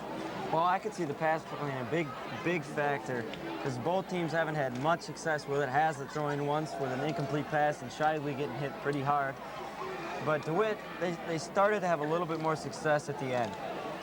They've been playing very, very, very well as Haslett, and especially offensively. Now, defensively, they're going to need to key in a little more on Mull. They allowed him with that really, really big run there in the first half. And I don't know how many yards he has tonight, but he's got to be close to the 100-yard. Got to be close to the century mark, that's for sure, Jeff. He's been running like the wind, especially on that carry. But once again, Haslett just continues to spread the ball around, and all three backs, Shepard, Ehrig, and Barnhart, are just getting close and close to the same amount of yards as you can get out of three backs. I'll tell you, that trio is just really, really running the ball all over the Panthers. And their defense has probably made some adjustments at halftime because they're going to have to be able to stop what's going on here with the Viking offense. They've just been moving all over the place. And DeWitt, their offense was, stuttering in the beginning and moving it forward. But now when we look at the other aspects of the game, fatigue can be a big, big factor if this game becomes close. That fourth quarter, whoever ran harder in August, in those hot months of August, is going to have the advantage. Now, I know Haslett trained very hard this year going up to Camp Graylick. I'm not sure what happened with the Panthers. I'm sure they did something towards the same scale of Camp Graylick. Neither team shows any signs of slowing down now, but you're going to see it towards the end of the third quarter, especially if it's long. Get into the fourth. In that fourth quarter, you're really going to see midway through any long drives, you're really going to see the team start to drag, especially those two-way players. It's going to become, you got to think that it's going to be rough for the Viking two-way players like Trotter. Trotter's only playing on defense this year, but like Shepard that we talked about earlier and Stocker. We're seeing time at both sides of the ball. They're both going to get very tired. And the one big advantage of this Haslett team this year, as opposed to years past, is they've got great depth. Yeah. At the backfield alone, okay, you take out Ehrig, Shepard, Barnhart, you can still put in Ben Murray, you can still put in Joe Norris, you can still put in Chris Boyce. Three great backs. And the Vikings have depth at all positions, and that is really their strength. And they've played very, very well so far tonight. Well, they're playing a lot of seniors at this point, but that junior class is not bad. They went 8-1 last year, and they defeated DeWitt last year. Yeah, pretty handily, and they're looking good so far tonight. That leadership from the seniors playing a big, big factor, as you know, that they're just really taking the charge of this team and helping them drive the ball down the field. Now the Vikings will kick off to the Panthers here to open the second half. Dan Hoff will continue the kicking duty for the Vikings. We'll see if he goes deep to Mull or if he keeps it up.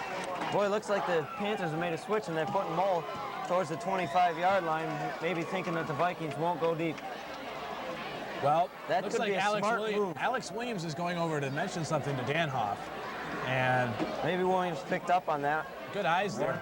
Both teams have tried to use a little bit of trickery on the special teams returns. We'll see if Mull moving up plays a role in this kickoff. All right, well, let's see where Dan Hoff's going to place this ball as we get ready for second half action here. The Vikings against the Panthers. And he will kick it deep. It'll be picked up by number 37 for the Panthers, McKinley. He'll run right. And he'll keep going right down the sideline before he's knocked down by Jeremy Telfor. Jeremy Bubba Telfor showing great pursuit on that play. Ability on that one. Going over the top to get him. Staying with the play and jumping on him. He's not just called Bubba because he's big. Nice point, Evan. Nice point. Vikings getting ready to set up on defense. Unfortunately for them, giving DeWitt very good field position out near their own 44-yard line. We'll see if the defense can now, here's a replay of this kickoff here. Watch Jeremy make this tackle. His excellent athletic ability on this one. He's going to come from behind and jump in the air. Look at Jeremy. Oh, and they cut it off just at the last second there. And here they come. They're going to go to the ball right up the middle, right away. 5 yards there on that carry. It's a good opening play for the Panthers. You got to wonder if they're going to keep it on the ground just with Mull, or if they're going to go more to Bush up the middle, or going to run a little option. I'm not sure.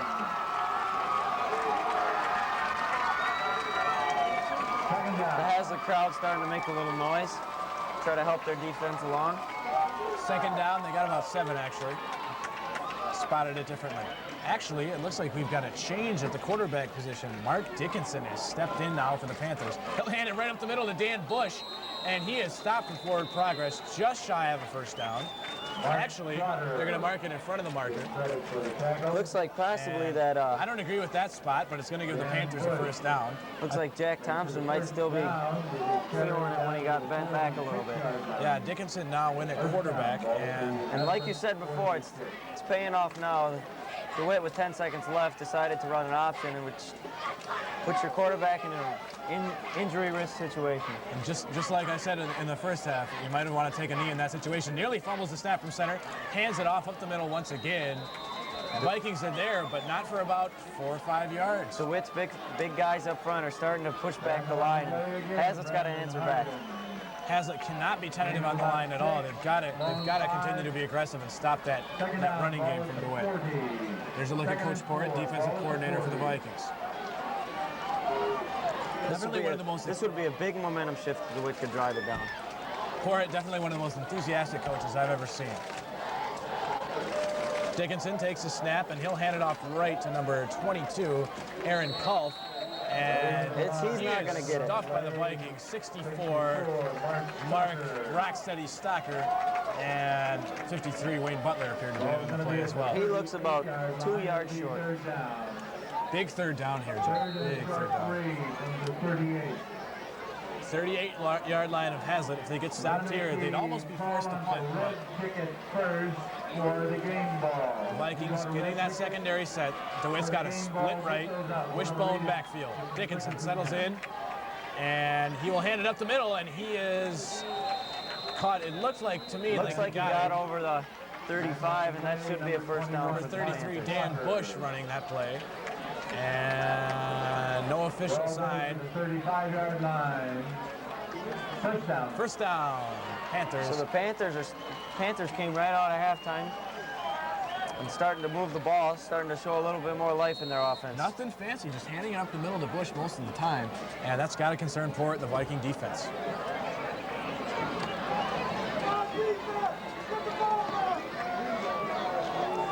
Dickinson checking in the backfield. Split right, first down.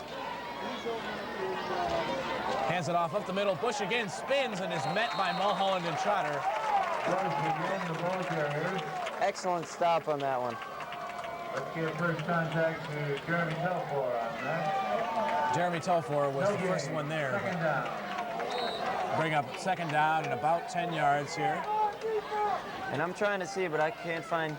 Thompson's over there on the sidelines. There he is. He's got his helmet off. And discussing something with the trainer. He looks to still be walking around, but I'd be surprised to see him in on this possession here, Jeff. Looks like the left guard moved, and they were going to catch that. Number 66, James Stanley, a little jumpy there. Perhaps he was pulling, Jeff. Lucky for DeWitt that they called that play because it looked like Cahill had the interception. Cahill, as we talked about him earlier, probably the best cover corner in the ICL.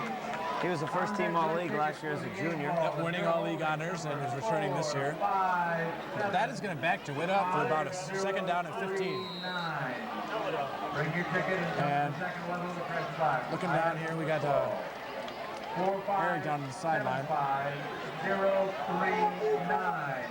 And here come the Panthers. Dickinson setting his line, still with the split right. Cahill on him. And they'll hand it off to Mull, and he will get absolutely stuffed.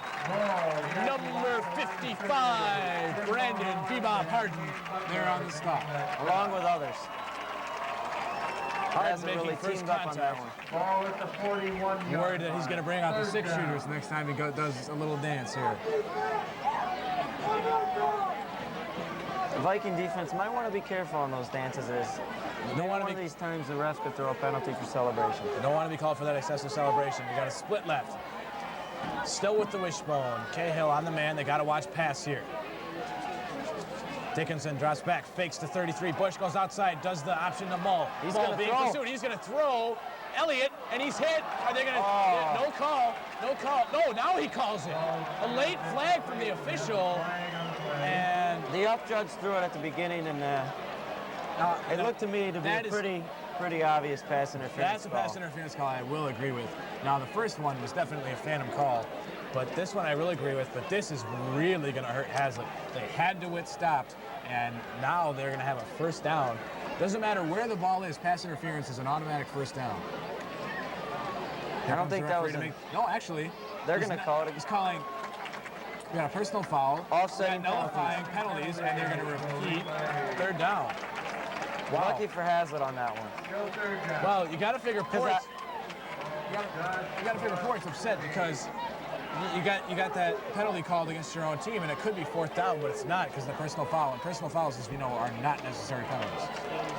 And I don't think that a personal foul needed to happen there because I don't think Scott was going to come up with that ball. It was a poorly thrown ball, and he's a pretty good receiver, but I don't know. Must have been a little jabbering after the play, perhaps. 7:35 remaining in the third quarter. DeWitt's had the ball since the beginning. Possibly a celebration call. It could have happened there. Second third down here.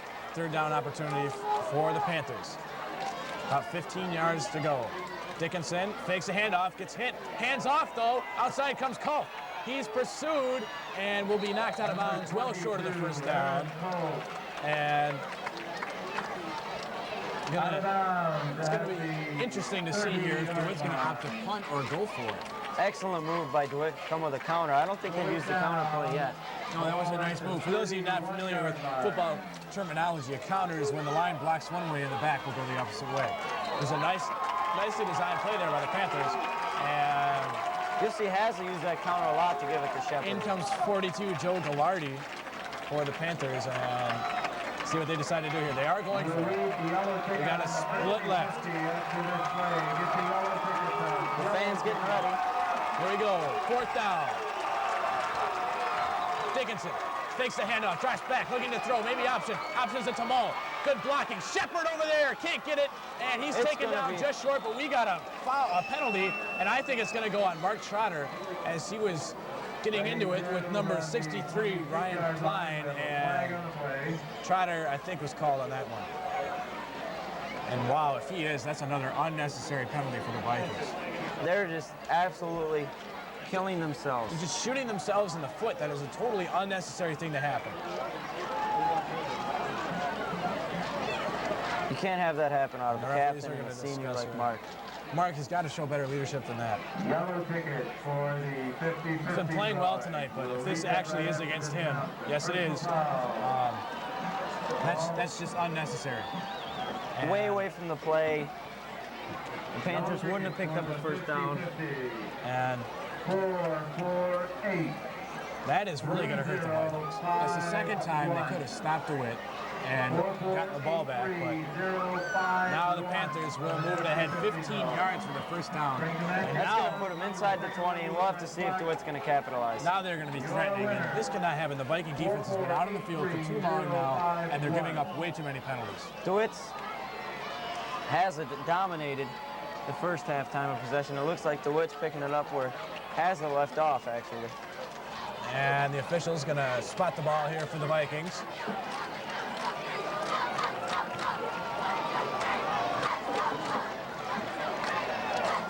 Here we go. They're going to get a first down at about the 15-yard line. Back inside that Haslett red zone, Jeff. That really pins Haslett's defense back. That's really got to hurt. You got to stop, and then you get an unnecessary penalty called there. It's got to be rough. Dickinson still at quarterback for the Panthers. 37 split wide. Take the ball, and he will be sacked right away. And Brandon Harden bringing out the six shooters there, and that'll bring up second and long. Offensive play makes it second and 14. Ball at the 19. That celebration penalty might come into play as they just continue to do it, and maybe one of these times the ref will see it. Yeah, it's Harden definitely celebrating. He doesn't look at the play, Jeff. What do you think happens here? Well, it looks like the center just let Harden come right up the middle. Harden just shot that gap from the left, and Looks like maybe a center or guard pulled and there was just a hole and Harden just they had a filling blitz called or it very, very nicely there. Dickinson fakes the handoff, rolls left, throws, and knocked up, intercepted by number 21. Mark Trotter. And what a way to redeem yourself. What a way to redeem A yourself. one-handed catch. That was excellent, excellent concentration by Mark. What a play there. And the Vikings, with a big play, they allowed Dewitt to have the ball for too long. They've had it for almost half of this Here's a quarter. replay. And here's the replay here. He's going to look, he's going to throw, gets hit, and Trotter just comes Look at there. that catch with one hand. And the Vikings, their good secondary play. Ryan Walker was one of the men that laid some wood there on that play, knocking the ball out. And Mark showing his leadership on that play. And Trotter got to be very excited. He's probably kicking himself for that penalty. And now his team's got the ball back. Shively. Handed off, it looks like up the middle. No. Barnhart had it. Yeah, Barnhart did carry. He's got about 5 yards, I believe. Let's look at the sideline, Jeremy Telford. Now, I got to wonder if Jimmy Mulholland was injured, and here's a look at Trotter and his father giving him some advice here on the sideline. Mulholland came in with his helmet off, and he was suffering a little bit of a rib injury earlier in the year, and you got to hope that he's all right. Shively will hand it off up the middle to Barnhart again. Cuts back left, is met by Culp, as well as 59, Ruddy. And he's going to move the chains again for the Vikings. And this is the first time their offense has been able to touch the ball in this half, is Ford giving the defense a little talking to, trying to figure things out. I got to think that the Haslett coaches are trying to talk to I always go back to that celebration thing, but I got to think their coaches are trying to warn the players about it. I definitely think they're going to be warning the players about not only the celebration, but also the personal foul issue. And it looks like he handed it off left to Eric, and he might have fumbled. Yes, he Dewitt's did. got it. And it is recovered by number 50, can't see. 59, is it 59? Ruddy on the play. Ruddy seems to be the man doing it all for Dewitt. Yeah, he's been kicking and making a lot of plays, but this has got to hurt the Vikings. You finally get the ball back, your defense is getting a rest, and now they have to come right back out of the field. Gonna get another look at this play here. Now watch, he's gonna hand it off to Eric, and he just gets hit there, and looks like as he was switching hands, and the face mask of the defensive player went right on that ball, knocking it loose. It's exactly what you tell your players on defense to do if you're a defensive coach. Now, put that helmet right where that ball is. This could be a big problem for the Vikings. Turning it over deep in their own territory, and only having the ball for about a minute or so there. Defense didn't get much rest. Dickinson right back out, and he's going to look to go to the air right away, and this time he does have Elliott wide open. And their first was number 27, Brad Hildenbrand. Hildenbrand, a junior, had a very, very promising JV year, and seeing some decent minutes here up on the varsity level. Very, very aggressive player and loves the game. But the gain is about 5 or 6 yards, and it's going to bring it up a second down, about 4 for the Panthers. Dickinson sets the line. Wishbone, split right. And he is going to look left, and he will be sacked by number 55, Harden there again, and number 53, Wade Butler. And what a play. Harden has just been everywhere tonight on defense. Why do you think that is? Well, that's because Brandon's very, very quick on that line, and I don't know, maybe DeWitt's line are just a little bit slower than Brandon tonight. Now that loss is going to bring up a third down and a crucial 9.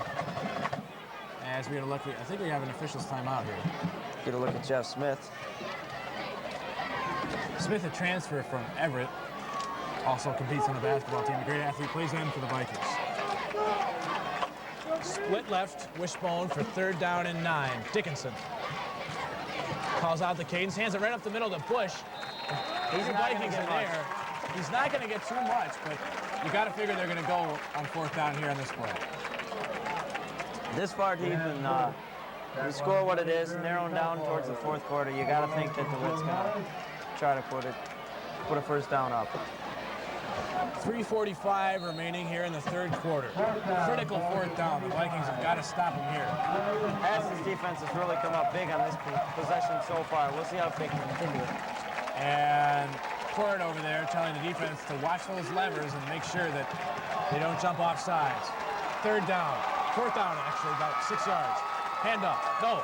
He'll keep it. Butler there. He escapes Telford, cuts it inside, keeps moving. Finally brought down, short of the first down. Boy, he kept avoiding tackles there, but what a pile on there. And here come the Vikings. It took a lot of guys to bring him down, but they finally got him, and they got him stopped. And Haslett's defense answers the call after a key fumble by Peter Eric.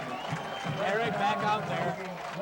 Hopefully his confidence was shaken. It's good we see Jimmy Mulholland back out on the field. Well, we'll see if the offense can continue to move the ball. We got a replay. Watch the play here. He's going to come off. Butler's going to come right in and grab him. Telford can't quite get to him. And then he somehow manages to eke his way back outside. And finally, the Vikings get him. Here comes Shively. Handing it off. It looks like Shepard. No. Can't tell. The bottom of the pile, it's Eric. So Coach Otluski going right back with the junior back, Peter Eric. Made him just instill some confidence in him that everybody makes mistakes and that we're still going to go to you. And we know that Eric makes very, very few mistakes. He scored 2 touchdowns today for the Vikings. And second down and 8 for the Vikings. The mistake didn't seem to hurt the Vikings. It's thanks to that brilliant defense that's been playing much better here in the second half. Scheibler sets the team.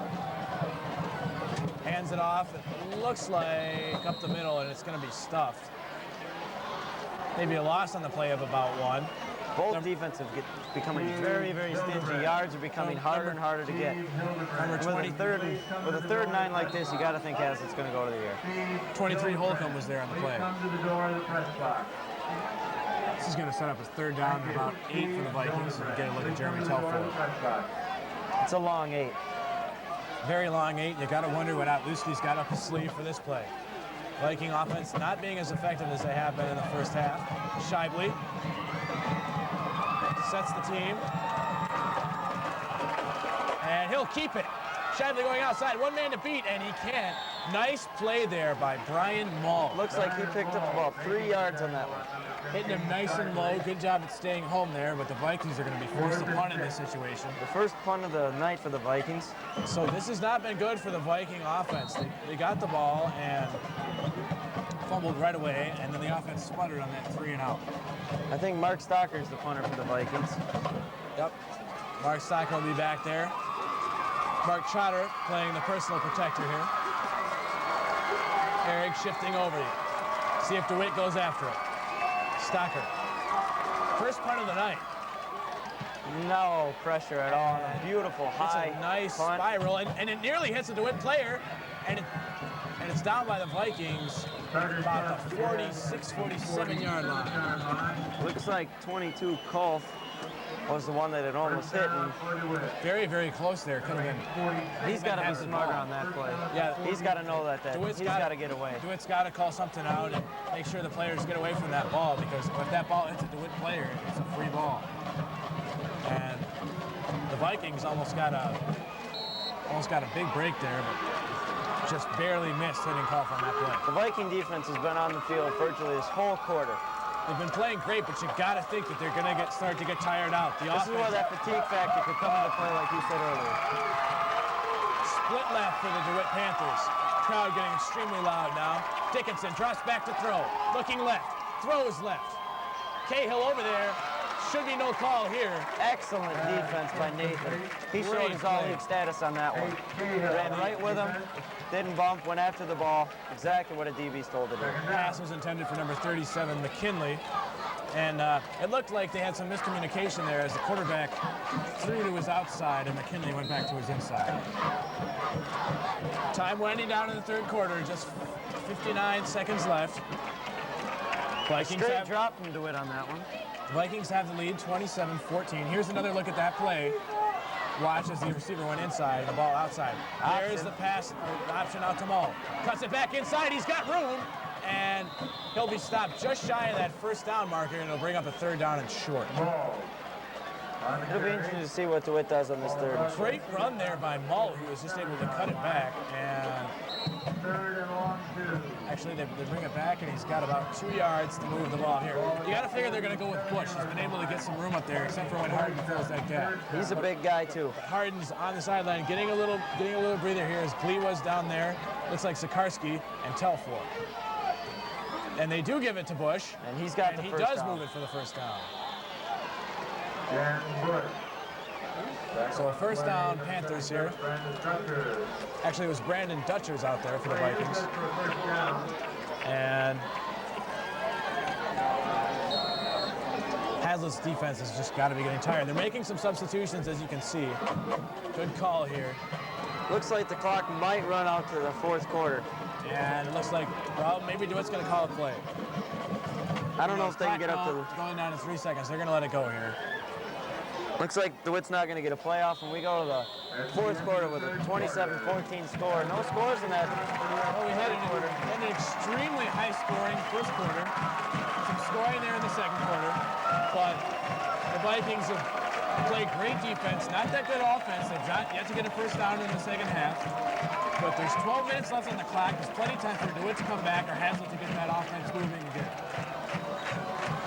Now, both teams seem to have discussed a little bit better defensive strategy in the locker room at halftime.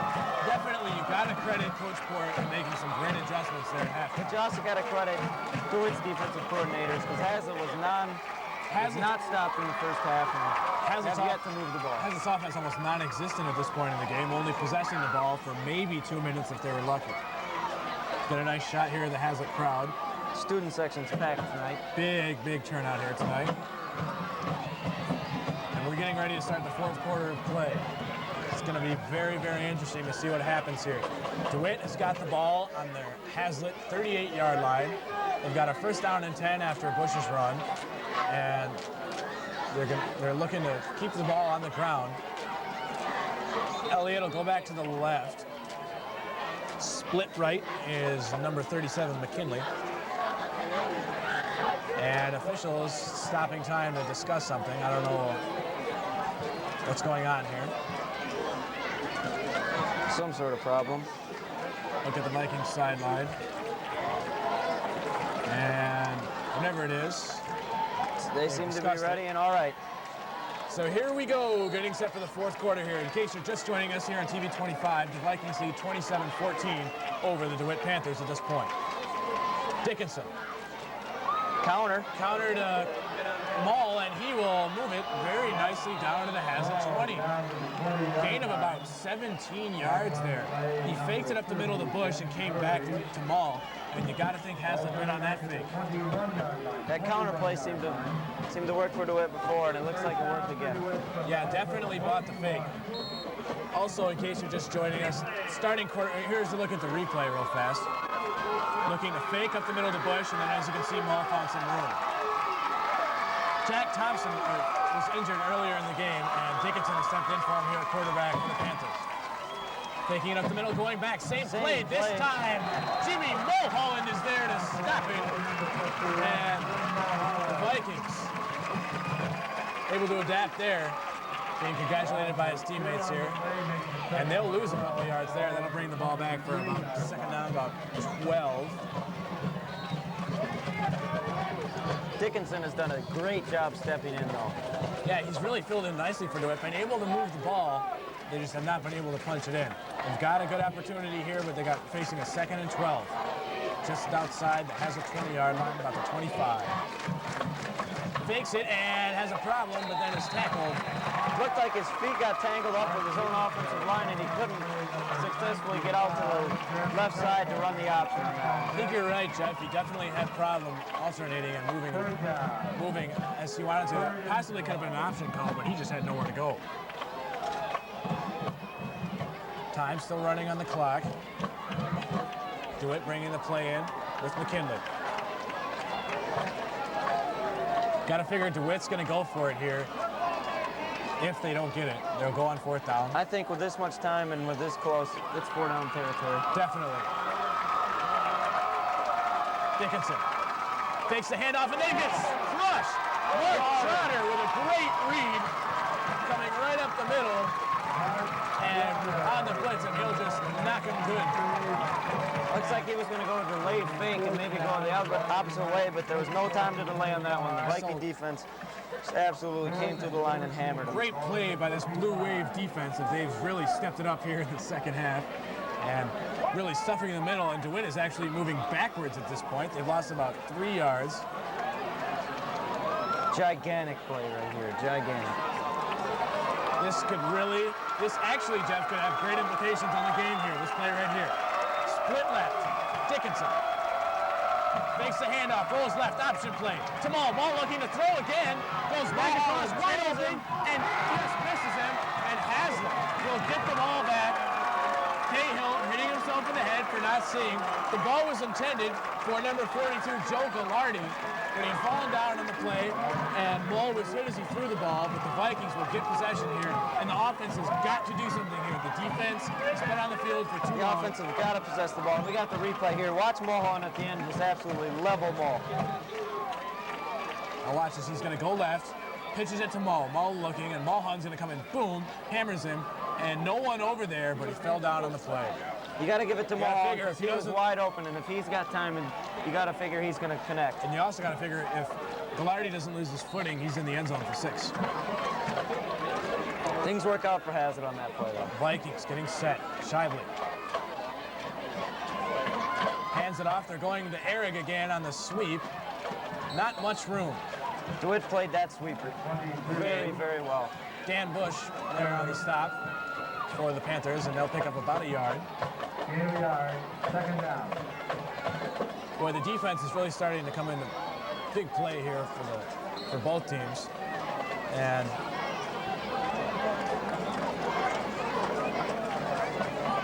Vikings still on top, 27-14. Shively settles it under center. Hands it to Barnhart. Barnhart with big run with Hill. He is gone. 50, 40, 30, 20, 10, 5. Touchdown, Vikings. What a play by Logan Barnhart and the Haslett Vikings. No one knew he had the ball, and he was just gone. Right up the middle, all he saw was green. He just He hit could have that ran seam. forever. Boom. Exploded. Great speed by Barnhart. You wonder why he's been all league 2 years in a row. Well, here it is, folks. Great blocking up front. Watch this play. Just going right up the middle. No one even touches him. Gigantic and he is ball. gone. And DeWitt gambling, just going on that run. No one's back deep to catch him. And Barnhart slows down and scores for the Vikings. They're going to go for 2. Gonna go for 2 here. It's the best thing to do. That is huge. It's a big, big play there. Shively. Throwing too high for Smith.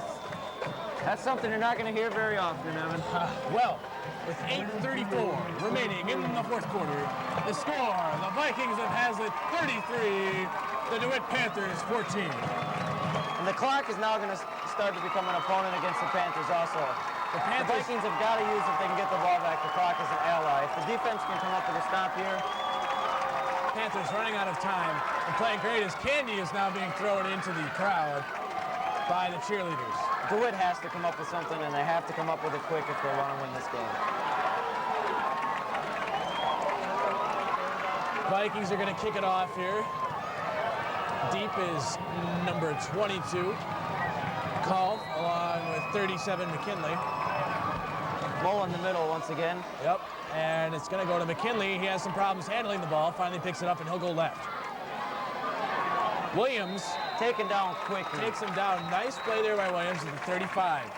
Now, the Viking defense has got to stop DeWitt, but they can't give up the big play. That is the biggest thing here. They just cannot give up the big play. They've got a very comfortable lead here. Ball coming out to the 20. It'll take DeWitt 3 scores to get back into this game with Haslett. 23-yard line. First down from the 23. Haslett can now allow DeWitt to just slowly go up the field with those 3-4 yard runs. Yeah, DeWitt can move the ball slowly, but I have a feeling that I can see some air attack coming I in. can see Coach Thornton deciding to go more to the air. The Vikings have been a little bit susceptible to that tonight, so it'll be interesting to see what they do. We'll see if the backup QB can come back and bring his team back into this game. Now, DeWitt's definitely not going to throw in the towel yet. The Vikings are going to have to be wary. Back to throw is Dickinson, going to the air right away. Looks over the middle. Elliott is the biggest target, and it's going to be dropped. And a little shoving after the play. Elliott hits Murray, no call. Murray thought he Elliott still seems a had the little ball. bit frustrated. He hasn't been open too much this game. No, Haslett's done a good job Looks taking like care of him. Sikarsky and Dutcher are coming into the game right now. Sikarsky, the biggest player for the Haslett Vikings. 6'8", weighing in at 360 pounds. Big load to push out of the middle, harder up the middle. Looks when like you got Stocker's Sikarsky. limping off the field just a little bit, and Well, Telfor's coming off. Stocker and Telfor are both going to come off to get well-deserved rest, and they better hurry up because they're going to be called for 12 men on the field here. But they get off in time. Dickinson hands it off left side, and Mull stuffed there by the Vikings. Mull's going nowhere on that one. Made the 24-yard line, 3rd down. The clock is really just starting to eat away now. And the more clock that DeWitt eats up, the harder and harder it's going to be for them to even have a chance. 3rd down and 8. DeWitt definitely is going to have to go for it if they don't make it here. But so you figure you got 2 downs. Maybe you want to run the ball. They're going to move left and nowhere to go. Everyone's showing up there for the Vikings as that blue wave defense continues to keep up. The blue wave. Looks like maybe a little bit of the momentum DeWitt carried into the second half has left him and headed over to the Haslett side. It's going to be 4th down and 9 for the Panthers. If they want to get back in this game, they're going to have to get a 1st down here, or else they're going to give the ball over to the Vikings on their own 20-yard line, and we'll see what happens here. Actually, no, they're going to punt. I thought for sure they were going to go for it, but after they broke out of the huddle, they're going to punt, and he's going to punt it far to the right. The Vikings thought that they were going to go for it as well. Very it's good going to take punt, a and it's big gonna DeWitt take a bounce. Huge DeWitt bounce. And it slows down there about the 38-yard line of Haslett. Well, they will take over.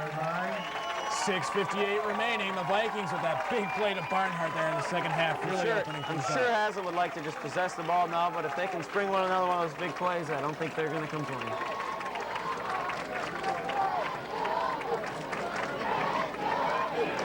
Referees getting everything set up here. Chain game moving well.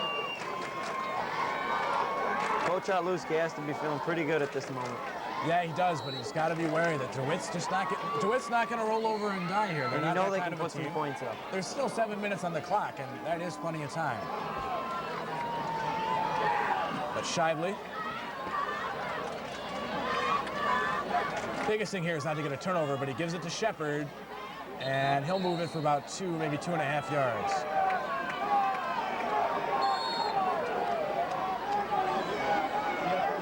And Shepard's going to be called for a personal foul. Back on the play. And they're going to argue here, but Shepard's going to come out. Play down at the 40-yard line. Otluski very visibly upset on the sideline. That's, I think, has his 3rd personal foul.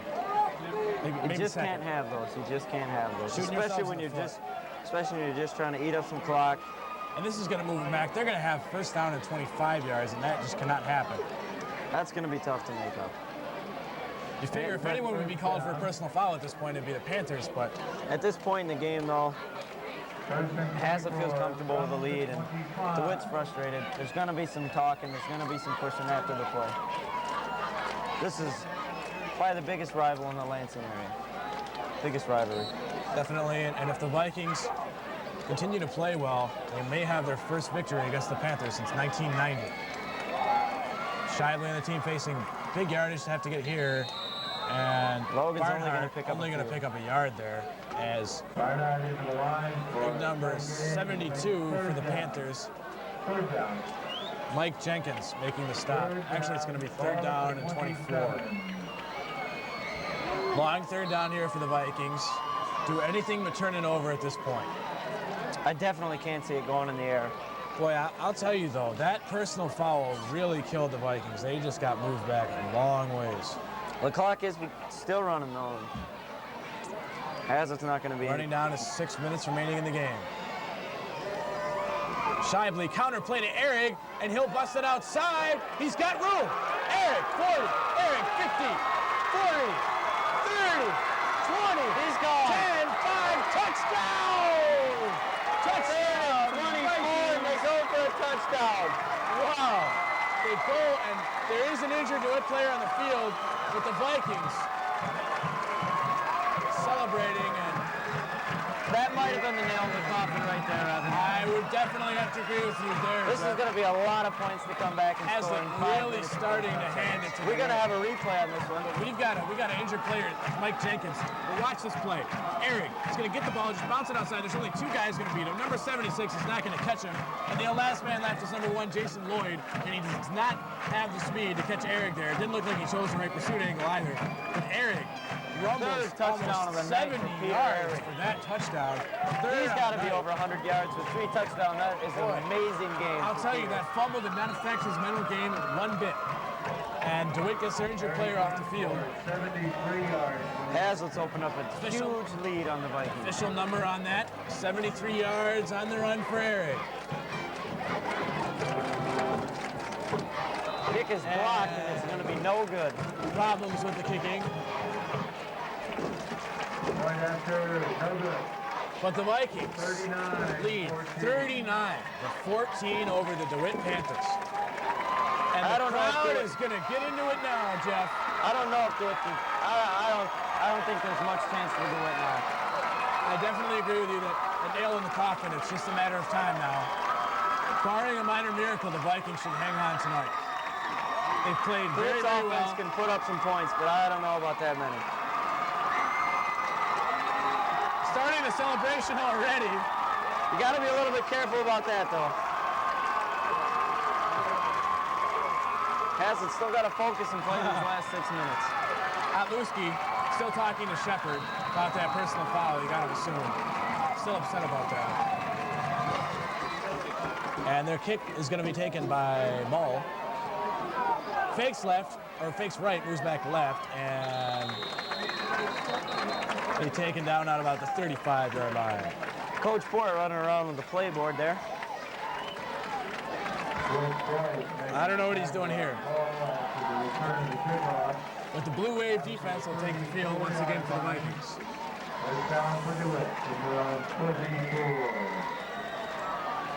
DeWitt will have the ball at their own 34-yard line, where it'll be first down, 10 yards to go. J.J. Danoff has been doing an excellent job today of putting the Panthers back. And Kicking, very, very good kicker is J.J. Danhoff. The Vikings will have him for 2 more years after this year, but he's a big asset. And we got a late player coming onto the field. It's Nick Babcock, and they're going to run the option, and he's going to be there to help defend it.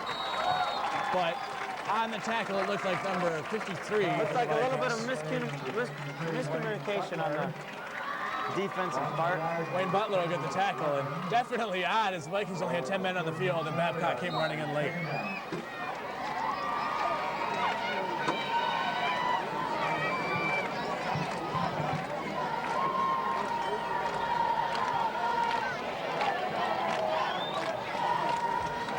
Vikings lead is 39-14. In case you're just joining us here on TV 25, it's a classic game of the Haslett Vikings.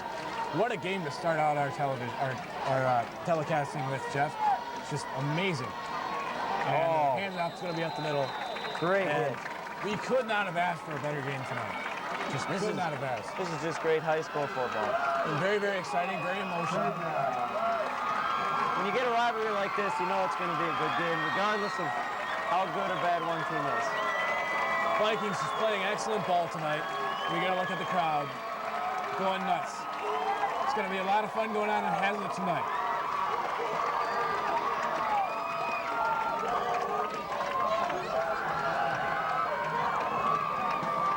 Dickinson setting up for third down. Move it left on the option. It's dropped. It's knocked forward. It's recovered. Oh, no. He lost the ball, but looks like the Vikings, yes, they do have got it. possession.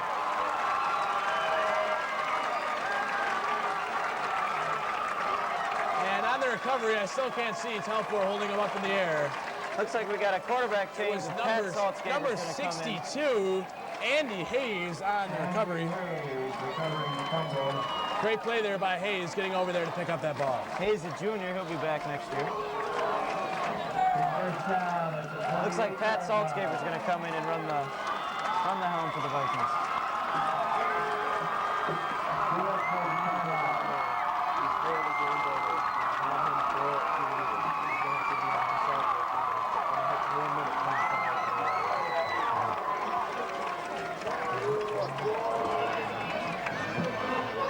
So the Vikings will take the ball over. First down and 10 into Dewitt territory, about the 27-yard line. 4:05 on the clock. And the Vikings with a commanding lead.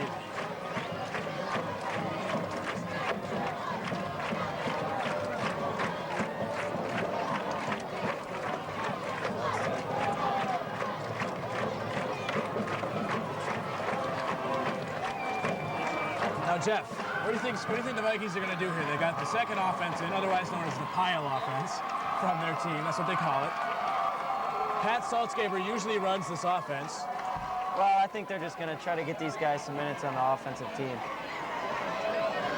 These guys work just as hard as anybody else. They're just not. Yeah, we all know that. Look, good shot of Jimmy Mulholland there, but we all know that it's very, very important that the Vikings are able to get all those players out on the field. I mean, the backups are just as important as the starters because they're what make the starters better on the practice field. Exactly. Saltzgaber will take over here on And you know the offense. starters are rooting just as hard as these guys root for the starters. Backs are Alex Williams, Chris Boyce, and I can't make out the third back. But Saltzgaber on the keeper. On the carry and a lot of hitting after the whistle, but no call. Quarterback, Saltzgaber. looks like Joe Norris. Number 35, Josh Buckner. Looks like Joe Norris is the other back for the Vikings. Joe Norris for the Vikings. Josh Buckner was getting in there, a little physical after the play there. The clock will run though. DeWitt still with 3 timeouts left, or 2 timeouts left, but you got to figure you got to wonder if they're going to lose it. It's going to take a pretty big miracle now. Boy, say Jeff, who would have guessed it? We knew it was going to be a good game, and I'm not sure if the play clock ran down or what, but we've got flags all over the place on the field. DeWitt's going to make a quick substitution. And the Vikings will move back 5 yards. Equipment violation. No mouth guard. Penalized Vikings 5 yards. Looks like it's a no mouth guard, an equipment violation on the Vikings. Second down. Second and 15. Second down, 15 yards to go for the Vikings. Saltzgaber hands it off right up the middle. Number 28, Alex Williams. He'll lean forward for a good gain, about 5-6 yards on the play. Nice running by Alex. Gain of about 7, maybe 8. And Alex is also a fiery competitor and a very, very 7 yards. emotional player. 38 from the 27.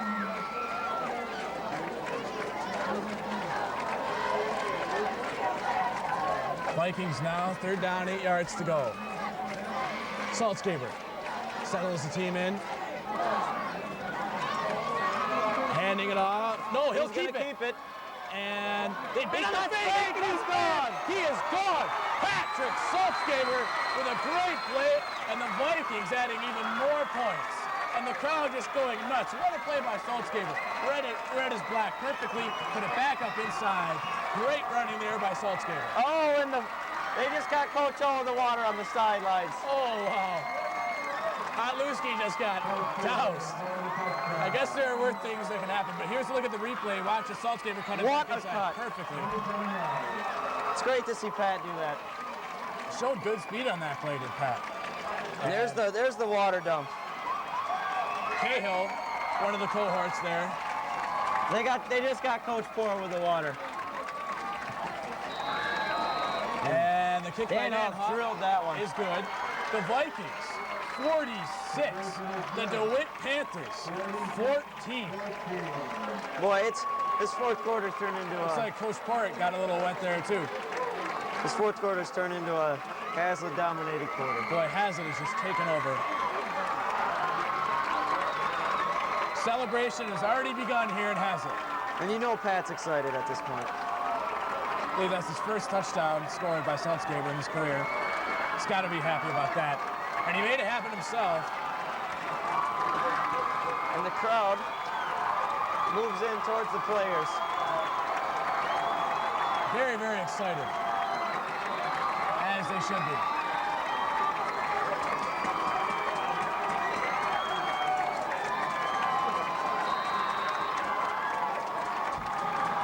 Here they go. 2:32 left on the clock. And we got a I think it's going to be a delay of game flag on the Vikings.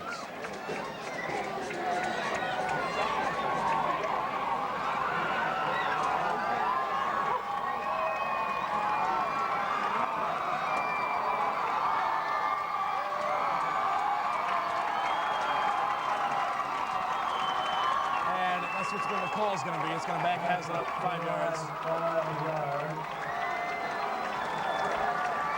Just give JJ another opportunity. From the 35.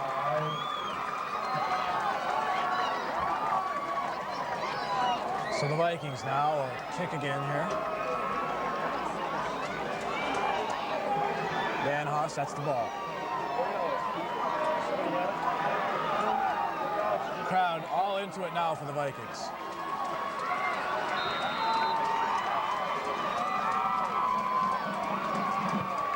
Kick goes deep into the right corner. 37, McKinley, and he's going to cut it back. He's got nowhere to go. Vikings swarming. And Dewitt will take over inside their own 25-yard line. McKinley taking the kick. Returning along the 26-yard line. First down. Boy, what a Dan game. Hoff with another excellent kick. What a game. Crowd very pumped up.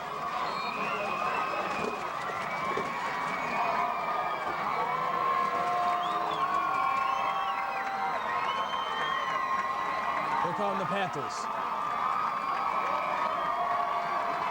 Another late entry by Ben Murray this time. Option left. Running it outside, and the blue wave is there. I'm going to step out here to try to get Coach Otluski for an interview here. I'm going to let Jeff Mulder take over the helm. All right, Evan, good luck getting through that crowd there. Thanks, Jeff. Second down. Gain of 2 on the play. Second and 8. Ball at the 29-yard line. Second down. Second and a long 7. DeWitt lines up here with 2nd and 7.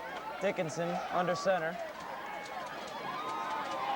Looks like he hands off to middle to number 42. He's still going. The Vikings finally bring him down. Defensive tackle on the play. It's number 42, Joe Gallardi. And the clock's just going to continue to tick down now. And the Haslett crowd getting more excited and more excited.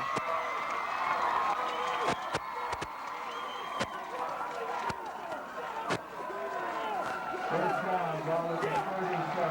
First down for Dewitt from around 37. DeWitt's under center now.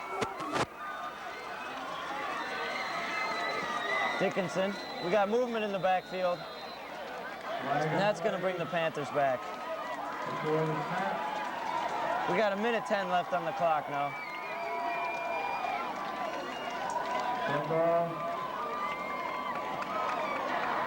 First down. DeWitt's moved back. 15. Ball at the 33. About the 33-yard line. 1st and 15 for the Panthers. It's more of just a celebration now. Dickinson, option left. He's going to keep it. And he's not going anywhere. DeWitt just couldn't move the ball in this second half. This is a pretty amazing performance by the Vikings. They really showed how good of a team they are this year. We're at about 40 seconds now, and you can feel the excitement from the Haslett crowd.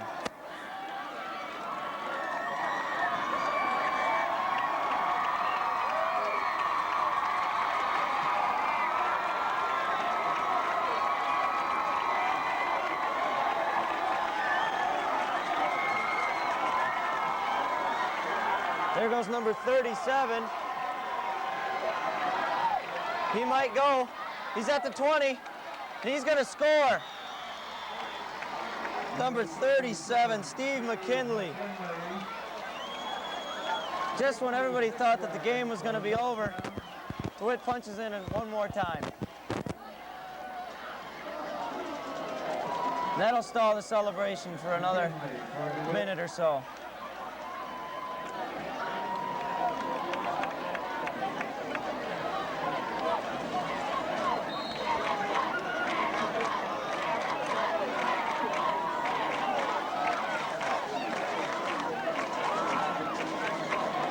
Even with that run, Dewitt can't feel good right now. Haslett's just pounded him in the second half. McKinley's under center. Dewitt's going to go for 2. Looks like Gallardi, and I don't think he's going to give it. They're going to give it to him. It didn't look like he made it over the line from here, but we probably just got pushed back a little. And it's going to be 46-22 is most likely going to be your final score unless anything else happens here. 46-22. Just a period under 8 seconds to go. 7.9 seconds left in the game. Barnhart back deep. Dewitt's just got a kickoff to end the game here. Eric runs in late. Looks like the Vikings now got 11 on the field.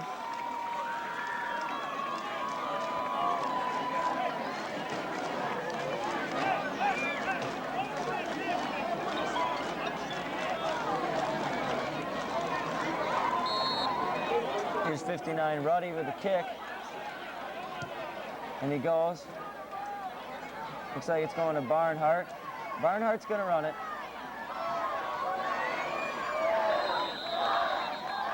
We're going to have 1.2 seconds left.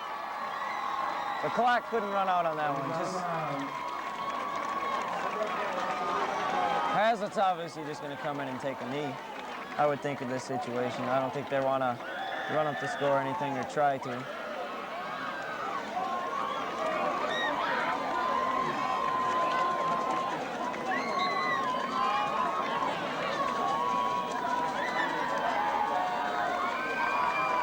going to have one more play in this game. Excellent game. Haslett dominates the fourth quarter, and they're going to come away with a victory. Haslett's going to move to 3-0. Dewitt's going to go to a disappointing 1-2.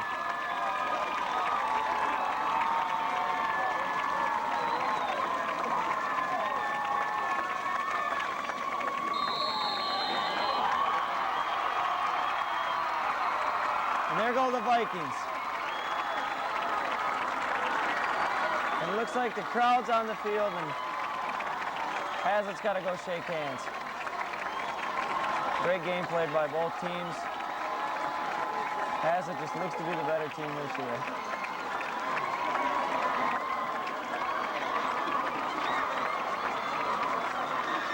It's pandemonium on the field right now.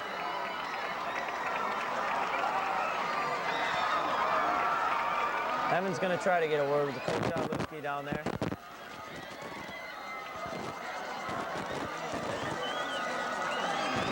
As you leave our marching lot tonight, please watch for The celebration has now officially begun for the Haslett Vikings. Evan's down there waiting to get a word with Coach Odlewski. We'll see if Coach can give him a few moments.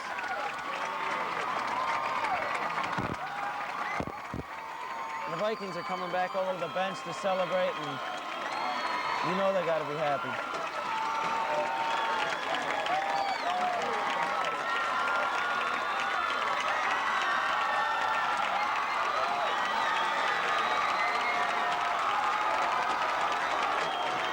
The crowd's showing their support right now for the Vikings.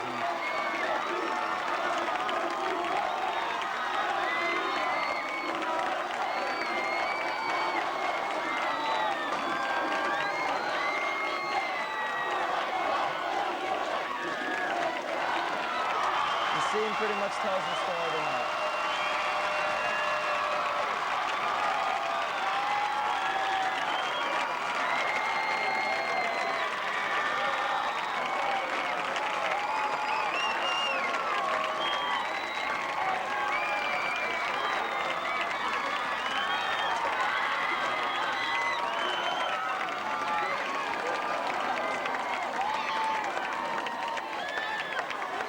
crowd still going crazy for the Vikings. Showing a lot of support this year. A lot of people came out and saw a great game tonight.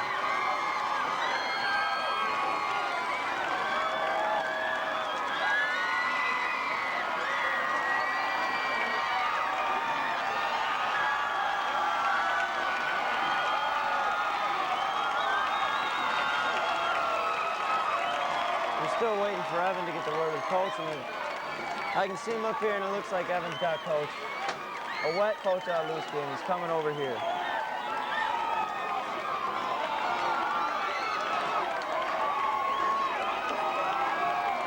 You can see Evan down there. And I think we're going to go to Evan now.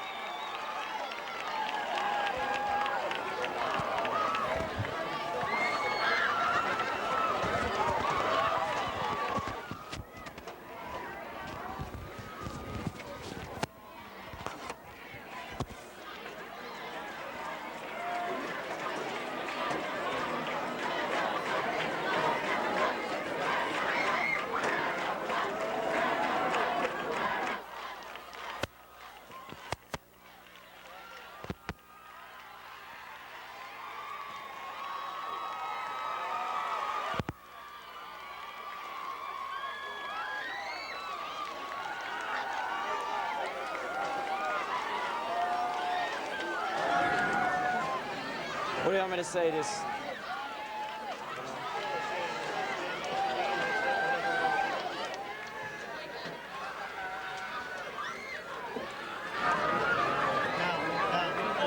All right, this is a great game we saw tonight. We hope that all of our viewers enjoyed the game. And final score is Haslett 46, Dewitt 22. Thanks for watching.